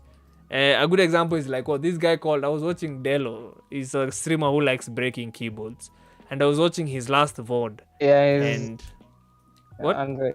You know him, he has anger issues. Yeah. So in his I last know VOD, yeah. so in his last VOD, I saw him like cursing out at his community, because someone claimed that, oh, you're here as you doing what because you want people to feel what and what. Hey, this guy got pissed off and was like, fuck you guys, fuck you. He kept saying, fuck you guys, fuck this community, I'm out, I'm done out. So you see, such stuff can happen by the, if you know you are like not strong mentally, I say the community can be shit. People can be abusive. So this is why, for me, I don't know, may I recommend you Discord, because in Discord other people can moderate for you. So yeah, but in places like, I don't know, Instagram is not I don't know, it's good, but I use Instagram to promote the show and to message other people. I'll say that is where I use Instagram, but I rarely. And the problem I have with especially things like Instagram, sometimes you want someone to come on the show, but you're not a big fan of what they post. So back in the days when I used to talk about like relationships and those things, there's some people I followed and tried to get them on the show that I had to unfollow, because some of the things that they were posting, I was like, nah, man, this is just creating distractions for me to spend all day scrolling. So like, you need to understand the drawbacks of each like platform you choose to like create a community on. You know, in YouTube, I don't know, YouTube chat nowadays is good. Like, you can moderate chat easily. In the past, it used to be difficult. Like, there was times where like deleting spam was kind of difficult, but I think they fixed that. Twitch I think has always been good with the bots. Like, if you're using like Streamlabs, Elements, and I don't know, Streamlabs and Stream Elements, if you're using their bots, I think they can do a good job in moderating. But I don't know.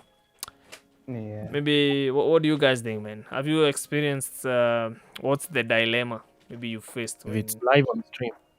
What? I know. In the end, it's what your definition of the community is. Mhm. At some point, what you're describing is, your community on the live stream. For Mhm. me, my community is the business. Then for me, the community is the business. So when I was going in, fine, yeah, by nature, Mhm. my personality, I hate people. It's that plain and simple. I don't like people. But I had to, shelf that, shelf my ego, shelf whatever for the sake of, the business. That being, I had to come to adjust to the idea of my phone for this particular phone will be buzzing all day, because the idea is to have these people in this. After the idea is to have all these people in the groups talking throughout 24/7. These guys game, they play 24/7. They're buzzing on the Okay. WhatsApp groups. Okay. All right. Wait, what do you think by the that's something that I would ask like about Discord. Like, what do you guys think about like making an active Discord server? Yeah, that's Because the Discords point. are 'Cause very now- hard to make like people be active. Yeah, for me now, WhatsApp worked because now when a sponsor comes through, I add their marketing person to one of the groups.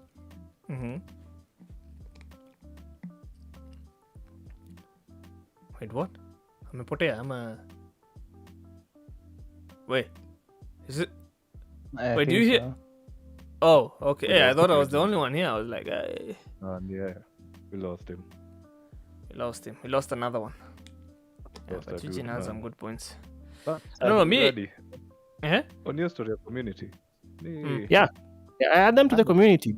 Now that's the thing. The way the communities have been built. Wait, Don wait, knows wait, this. wait, Eugene. I know you had cut out, so I. You had Sorry. cut out. Everyone, like, Sorry. you disappeared. What did you I may disappear, wapi? I may disappear at which point? I forgot. You had disappeared at something. I don't know. Adding the marketers G on the chat. Oh, right. On the sponsor from the sponsors themselves. Let's say from Kwetu or let's say from Safaricom, their marketing person namwongezanga kwa community to one of the groups to observe what people are saying about their product. You get? Because the proof in the pudding is these people are talking 24/7 about the new sponsor and what do they think of the new sponsor. That's usually it for me. WhatsApp worked because it's direct feedback for these people before they spend anything on adverts. They come to the community for this. So it yeah, I depends guess with what you just want with your community or Yeah, what goals you have. Yeah, if you want peace of mind, don't go the WhatsApp route. For me, I'm okay with it because I found a way of navigating through it. It's been what 2.5 years now with these guys. You've So, hardened. and at some point, yeah, and Umekuweka remember cement that. kwa akili, yani. Remember the last these guys have known each other for the last 2.5 years na hawajaionana. And in fact, for the first time walionana ni Nikon because the first live event, the first live tournament, LAN tournament, and most of these guys traveled to come see each other kwa stage. So But I mean, hata most of us hapa hata hatujaionana. I think the only person nimeona hapa ni Mijaka pekee. That's the only person we've met in person. Kwanda, so we've met in person na wewe Kwanda. Oh, na wewe pia. Oh, and you but yako ilikuwa brief. Yako ilikuwa like hi bye. Nilikuwa meeting, wewe ulikuwa meeting yako. So yeah. Anyway, yeah, good points, man. But good stuff. Hey, but they should allow to extend. I think we're 3 hours in, man. Holy shit. But it's fine. I don't know. Me, I had a good time, man. Lots of insights. Lots of. Same. Huh? Fox, you're saying? I just said same, man. Just said same. I've also learned some good stuff today. I came here ignorant. Now I'm learned. Now you're enlightened. Jitu Illuminati sasa. Jitu we have seen the light. Now I can apply whatever nimelearn hapa to my secret channel. Yenye hakuna mtu True. Never seen. Kwanza mjaka nipe channel yako. But yeah, man. See some of you guys. The comment section was good as well. Akina Keith Kere walikuwa hapo, Slati, Don Bashra alikuwa, na mwingine Phoenix Nerd, Solo Artist, K Moreidhi, Eugene alikuwa also on the chat, Red Prince, also Kaleli was there on the chat. But hopefully you all have learned. I think maybe I can finalize by saying I don't know. Do I have a finalizing point? I don't think. I think we've exhausted everything, man. I think we have. Yeah, for your computational needs, streaming needs, in case you're like planning to stream on PC, you can talk to Andy Shuffle. If you purchase anything from his site, use our link. From the link tree, you should find an affiliate link. You should get yourself a discount. Helps to pay some of the bills. And again, you can also talk to other streamers, Akina Quinaro, especially if you're in console, maybe talk to Quinaro about I don't know how open she is to answering such questions. But I'm more than happy to share as in. Alright. What's the need of hiding stuff? Okay. So yeah, you've heard it. Yeah, talk to people like her. I think you can find her on Instagram, Discord. Can people text you on Discord? You prefer Instagram? Wherever, I'll more than happy. I'll check. Okay. So for I don't know, is there maybe for like for PC ask Andy, for console ask Nani Quinaro. I think there's other consoles. I think Wolfie was supposed to be here. She isn't here, but she also has good streams from console. For mobile gaming and all the emulation needs, ask Eugene and Don Bashra.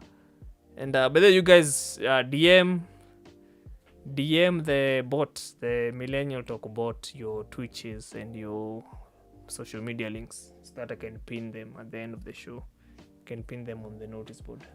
So I'll pin these guys' pages out so that you guys can go check them, support them.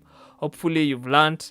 If you have any like other people who are upcoming streamers and people who want to stream, maybe recommend them to this conversation. Maybe they'll learn a few things here and there. And yeah, man, if you want to learn some new stuff, maybe go to Skillshare, sign up using our link. We there have like 3 animation courses. I'm supposed to upload another one there. So yeah, man, maybe I'll make... Yeah, what? Wait, what? Wait, who? Umesema nini? Someone talked. Okay. Alright, so yeah, I have 3 animation courses there. I'm supposed to upload a 4th one.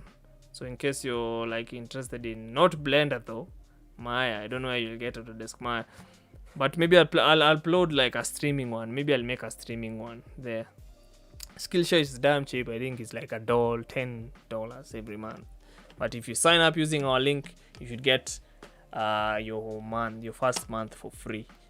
So yeah, maybe I'll go there, pop in some few knowledge on how to like multi-stream and all this, and what you need to check, the equipment, audio quality, the shenanigans, maybe, Yeah, again, we are taking some new advice. We are trying to implement the advice we've gotten today, trying to increase our streams of revenue. Ndio tukistream tuna stream in peace. So yeah. Thank you guys for coming. Queen Arrow, she has left, but kudos to her. Kudos to you, Simply Fox. Eugene, thanks for coming. Jaka, Don Bashra, kwanza wewe nimekuhit up like 30 minutes before the show and you came through. Karano as well. Justanad na urudi show wewe. Hii tabia yako ya I don't know what you are doing this week nowadays. Haupatikani. We better make that money first before we start talking. Wewe ukwe ucheki, uko unaenda hiyo place, unaenda kuhasa, uko unatafuta kachoo, unaingia unajifungia, una tune into the show, una contribute. Man, these talks are always interesting. We are glad you enjoy them. Carry. Kuna mtu yote, does anyone have any concluding thoughts? Shout yourself out. Unaweza shout out as I end the stream. All I can tell people is don't have pressure if you want to start streaming or if you're streaming. Just have fun. Play the games you like playing. You don't have to go with the Apex route or with the popular games. They're good to gain an audience, but then if those are not the games that you enjoy playing, you won't last as long because you'll get bored and your audience will definitely see that. Just play the games you like. People who like the game will come, will watch you, and if you share the same interest, they'll stay on your channel and start building your community from there. You don't have to garner every single human being to be your audience. Just go have fun with it. All right. Also, mwingine akona concluding thoughts? Yeah, I have one. Oh, ni Mjaka. If you're going to stream also, just like Nad said, enjoy yourself. You don't need a mic. You don't need expensive stuff. Just start streaming. You don't need shades. When you're running hapa juu ya shades. You don't need fucking shades. Also, if you're mute and deaf, yes, I speak for handicap. Don't care about what Nad said about your silence. Silence is golden. And if you really need to speak, just snap your fingers. Just care. Alright, I'm done, bloody. Alright. Mtu mwingine apeane zake. My thoughts will be mobile gaming is the new master race. Good day. Hey, wait, rudi hapa. What? How? Ati no, mobile gaming is the new master race. All of them are equal. Acha tu cross platform tuone. that time will come, by the way. It will. I'm just saying, Takuwa tu like, hey, where are you? We can game. Come on. it's just kitu matter ni how you use it. The future is non-platform. Yep. Warzone will be the proper test for that one. Sasa hadi hapo Na storage gani? hadi Apple Watch itaanzia ku game sasa, si ndio? No, Warzone mobile this year. How big is it? I don't know. They've not said how big it is yet.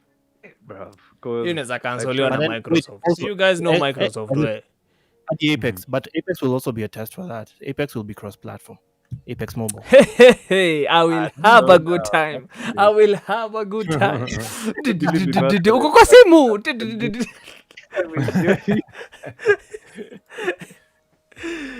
Anyway, yeah, man. Sorry. Endelea. No, nilikuwa nataka umalizie. Mimi nilikuwa na enjoy tu I don't believe in hizi CG master race, CG what, but I just want to try cross platform. Eugene. I'm here. I'm still in bronze na nilidownload CG Apex when nasikia kuna watu in a week walifika diamond, so you don't have to fear. What? Oh my God. Hey, don't judge me. I played for fun. I'm weak sauce on Apex. I won't judge you. I'm weak sauce there. My niche is Call of Duty. The rest najaribu juu. Wacha nijaribu kuona hizi communities ziko wapi. Apex, I suck. We're on the same team. Same. I'm with you, Eugene, there. Me Apex. Watu walilemewa Apex. Fox ndio kasweta hapa. Akaka mtu, jana si nilikuacha, wacha nikwambie. Fox nilikaacha bronze jana asubuhi. By the time stream yake ilienda alikuwa plat. Si ndio? If I'm not wrong. Yo. Wait, swali. Fox ameenda wapi ajibu hii swali? Fox ako hapa juu. But hiyo bloody. Amehepa. Oh God, ametoka mbio. Najua wase hapa specialize in one game, but nyose mnachezanga Project Zomboid. What is that? I haven't heard of that. I want to get into it, I just haven't gotten it yet, but it looks very interesting. What's that? I just died from being scratched. I bled out. It's an interesting game, James. It's still demanding. You can play multiplayer with your friends. A lot of multiplayer. Wewe tulikuwa tunacheza Dead by Daylight na wewe kwanza. Yeah. So we were playing Dead by Daylight the other day. I get Project Zomboid. By the way, unapendanga hizi games ndio hiyo Fox amerudi kujibu mashtaka. What was it? Dying Light?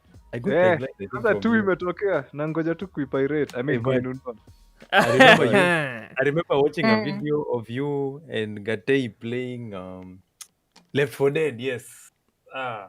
Kitambo. The screen. So I was just like, nyinyi watu mnapenda hizi games za zombies. I love it. Mjaka, is there a part of you that is a zombie? Ama nini? You guys, there's something I forgot to recommend. Waseuku, there's something I joined on LinkedIn. You know easy esports awards. There's a game awards, kuna esports awards. So the esports awards does esports business forums every month. So post these links kwa nini? Check it kwa submissions.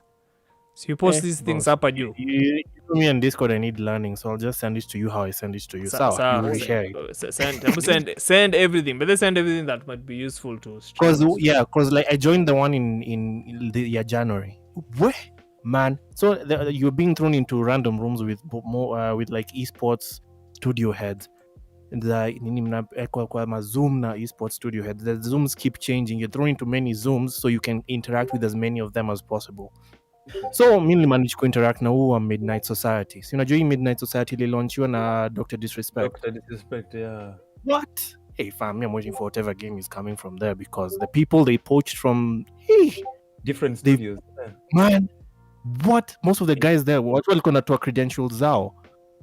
Midnight Society is stacked. Whatever is happening there, that place it's nuts. Me, I'm just join. Wacha nitatumia Feb. Ya Feb na join inaenda 28th.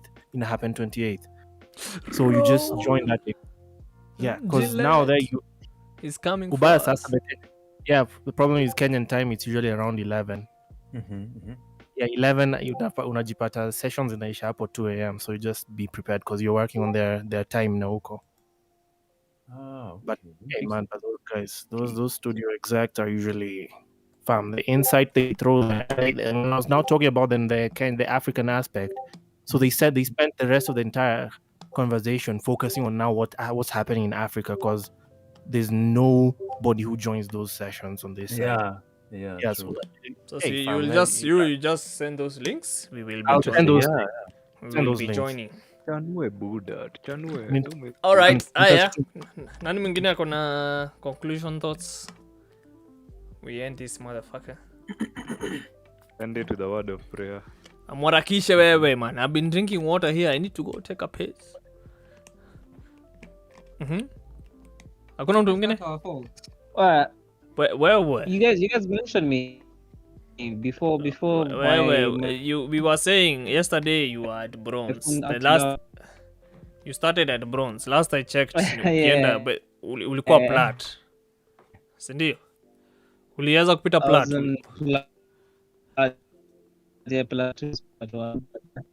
Nah, I told you the Wi-Fi subscription ended. It cut out. Because the stream to die.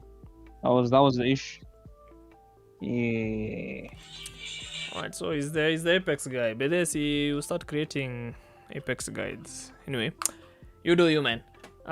What you need is an Apex community. If you have one, continue another time though. if you have an Apex community, I'll join that. Apex community. I mean, I would say the community is there. Like people know each other. Mostly you can find people gaming on what we're gaming. The Apex voice chats. You will always find people there. Sometimes. Yeah. Also, wait, and Red Spears. Oh, but there's a time I streams. There's times I streams customs on this channel, on the Twitch channel, yeah, Millennial Talk. So, if you're interested in like Apex tournaments, just hit me up. I'll call the other guys who we are like tournaments with like prize tournament with like pools or like. Do you mean tournaments with prize pools or tournaments? No, yeah, we used to host like paid with ones. prize pools. We Or used what do you to mean? host with paid ones, like Al-Nini, some time back, but some issues popped up. So right now we just do customs, like scrims too. But if Eugene, because Eugene seems to know a little bit more about the esports sides of the like sponsorships and all that, if he's interested in like gathering up the community and if we can do something, we can always do something. I'm always interested. As many games as possible. My aim is all right, just hit me up when you're ready. Hit me up because the other guy is the one who requests the codes from the devs. So when you're ready, we've planned everything. We can always host one. Okay, cool. So all right. Is there anyone else? Nowadays, a lot of tournaments paying people in crypto. Yeah, in fact, that was the issue in the first place. We used to do that. We used to pay in crypto, but that brings issues. So that's why we How does it bring issues? It brought issues because, we found out something fishy happening on the crypto end side of things. So people split up kidogo. So that is why we stopped. The problem with crypto right now, people are skeptical. People don't want to sign up. So that's why... Bitcoin, the remaining Bitcoins are about to end, so that thing is still going to go back up again. No, I'm saying like the crypto that was sponsoring us, people were skeptical. Oh, it was a shady one. Yes. Okay. So you see, that's the problem. Bitcoin, crypto, NFTs have a bad reputation at the moment. So when you start telling people crypto, they'll be like, no thank you. Yeah. Anyway. What the That sounds like you're having a blast. Anyway, kuna mtu mwingine kana any conclusions? Nini James Karano, you good? I'm good. All I can say is this was a nice session. I did enjoy myself, learned so many new things, and yeah, can't wait to apply some of the things I've learned. Yeah. Okay. Cool. I mean, that was the purpose of the show. Make sure that at least mtu atoke hapa with a nugget of knowledge. But yeah, man, everyone is always welcomed. You're always welcomed to submit topics. If you don't want to, you can message me the topics. You can message the bot. Again, message the bots. Your links. Like, click on the 254 mailbox. You will see the option to send message. Send the messages, and then I'll pin your Twitches and your YouTubes and everything there on the the notice board. So just do that. Bashra Kwapa. Bashra has not said anything for a while. Bashra. Don. Mute. No, I'm mute, but I don't know. Kwataka maybe kakona. And there's a problem with the mic. Maybe a mic problem or the internet. And Discord. Yo, Discord, Yeah. but then when you use Discord on your phone, it's usually happened to iffy. me. When you use Discord on your Yeah, phone, that's the thing. I think the same thing happened to him. yeah, he's unmuted his mic, meaning he's here. So I don't know. But yeah, man. Like there's an issue. Like you can talk, but then it won't like show you're talking. So you have to leave and then re-enter. Oh, okay. So man. I think I'm a yeah. We can hear you now. So what are your concluding thoughts? Ati nini? Nilikuwa nikicontribute lakini naona hamurespond, naona kuwa kumbe ni mic ndio ina shida.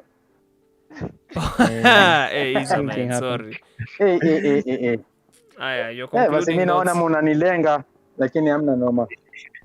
Tukulenge bana. Si ungesikiza hata show YouTube order uaska sauti yako itokee. No, mimi nasikiza hapa. Sasa nashangaa. Nashangaa mimi natoa na contribute, naona mkozi. Sema ndio. Pole.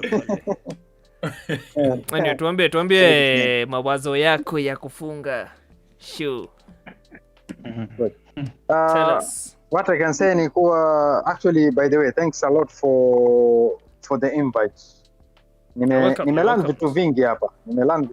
Ambavyo actually I didn't know about Twitch and about everything regarding streaming. And sikujua kama kuna streamers wengi Kenya. Tuko msee, tunafaa hata Lakini tuko na nimeona kuwa community tuko mazee wengi. tujuane. So we need to have a streamers community as well. Yeah, So that man. tunajuana sisi kwa sisi. Yeah. Tuko na ka VidCon. Tuanze Yeah, and kutengeneza also na pia tuwe na sometime we arrange. We have a But then get together. nilikuwa niambie just another by the way. In fact hivyo venye tu umesema tu exactly. We should have like a community and because just another na work na Nikon. You guys can organize aka event like VidCon. Like where streamers can meet and mafans wakuje tupeane exposure and all that, you know. I don't know. That's something I've been thinking about and something that I'm low key working on. Ukiona nimepotea weekends, saa zingine ni trying to look at these opportunities. Sawa. I will umesema you're working on it, sawa. We will wait. You work at Nikon? I don't work at Nikon. He is Nikon. Wacha tu tuseme he is Nikon. No. Anyway, but he's a part of the team. He's a part of the team that runs Nikon. Okay. Yeah. So now also regarding streaming, what I can say is if someone wants to stream, let him start as a passion. Don't expect anything. Have low expectations. You'll enjoy the stream.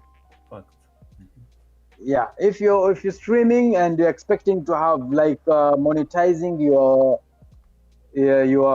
channel within 1 month, my friend, you are up for a big disappointment. But just in short, stream for fun. unasema the space is competitive, like kuna already wenyewe. Exactly. Because if you're starting, you have very, very high chances for you not being recognized unless you have a community already. Yep. All right. Yeah. Good stuff. But as long as you have fun streaming and gaming, well, you are all welcomed. All right. Yeah. All right. Man, thank you guys for coming. Had a blast. Mazel, this is the longest stream I have had, like the show. This is hata sijui kama itaweza kuingia Spotify. They have a limit. Imekuwa how long? Since 5 p.m. Wacha uvivu. YouTube itakwambia ni how long. Enda kwa YouTube studio yako kwenda. Si ni 2 hours 56 3 minutes. hours. 3 hours. It's 3 hours. Yeah. It's long. It's long. My only issue is the size of the size of the audio, because Spotify has a limit to uploading a specific audio file. So Interesting. might have to cut it into 2, man. But yeah. Okay. So yeah, man, mnaweza ndo kwa mnifollow kule Millennial Talk, linktree.ee/the Millennial Talk. Go follow us on Spotify if you want to listen to the show, if you want to listen to your voice, which is weird. If unataka kujisikia venye una sound. Yours is organized, man. Hey. Organized what? The link. Your link tree is organized, man. It has to be, man, because people get pissed off when they see like, oh, you make us you link up pale. So, it's all over the place. Man, kweli. Kera amesema thanks guys. You're welcome. All right, me naacha niende kitu, man. Hey, need to even go take up his, man. Okay, guys. Thank you all for the sweet talk and informative one as well. Sweet talk. Yeah, it was a sweet talk. The information I've been getting, I wouldn't have gotten anywhere. So you want us to switch the show? We call it the sweet talk, eh? No, itakuwa sweet talk ikiwa tuna compete, yani tuna info kama hivi, information kama hivi tuna share. It will be one sweet talk. But already, nini kubwa already. The 254 brand, it's already big enough. Wow. What? The Millennial Talk? Ukibadilisha will confuse people. Oh, yeah, the name, but the name, I can't change. I'm just joking, of course. I can't change. Wewe hujamwelewa huyu namlock huyu. Sio na hata jina lenyewe ndio hilo amejilock yenyewe. Anyway, kaka brother. Acha tuniende show tunyenye. Okay guys, take care and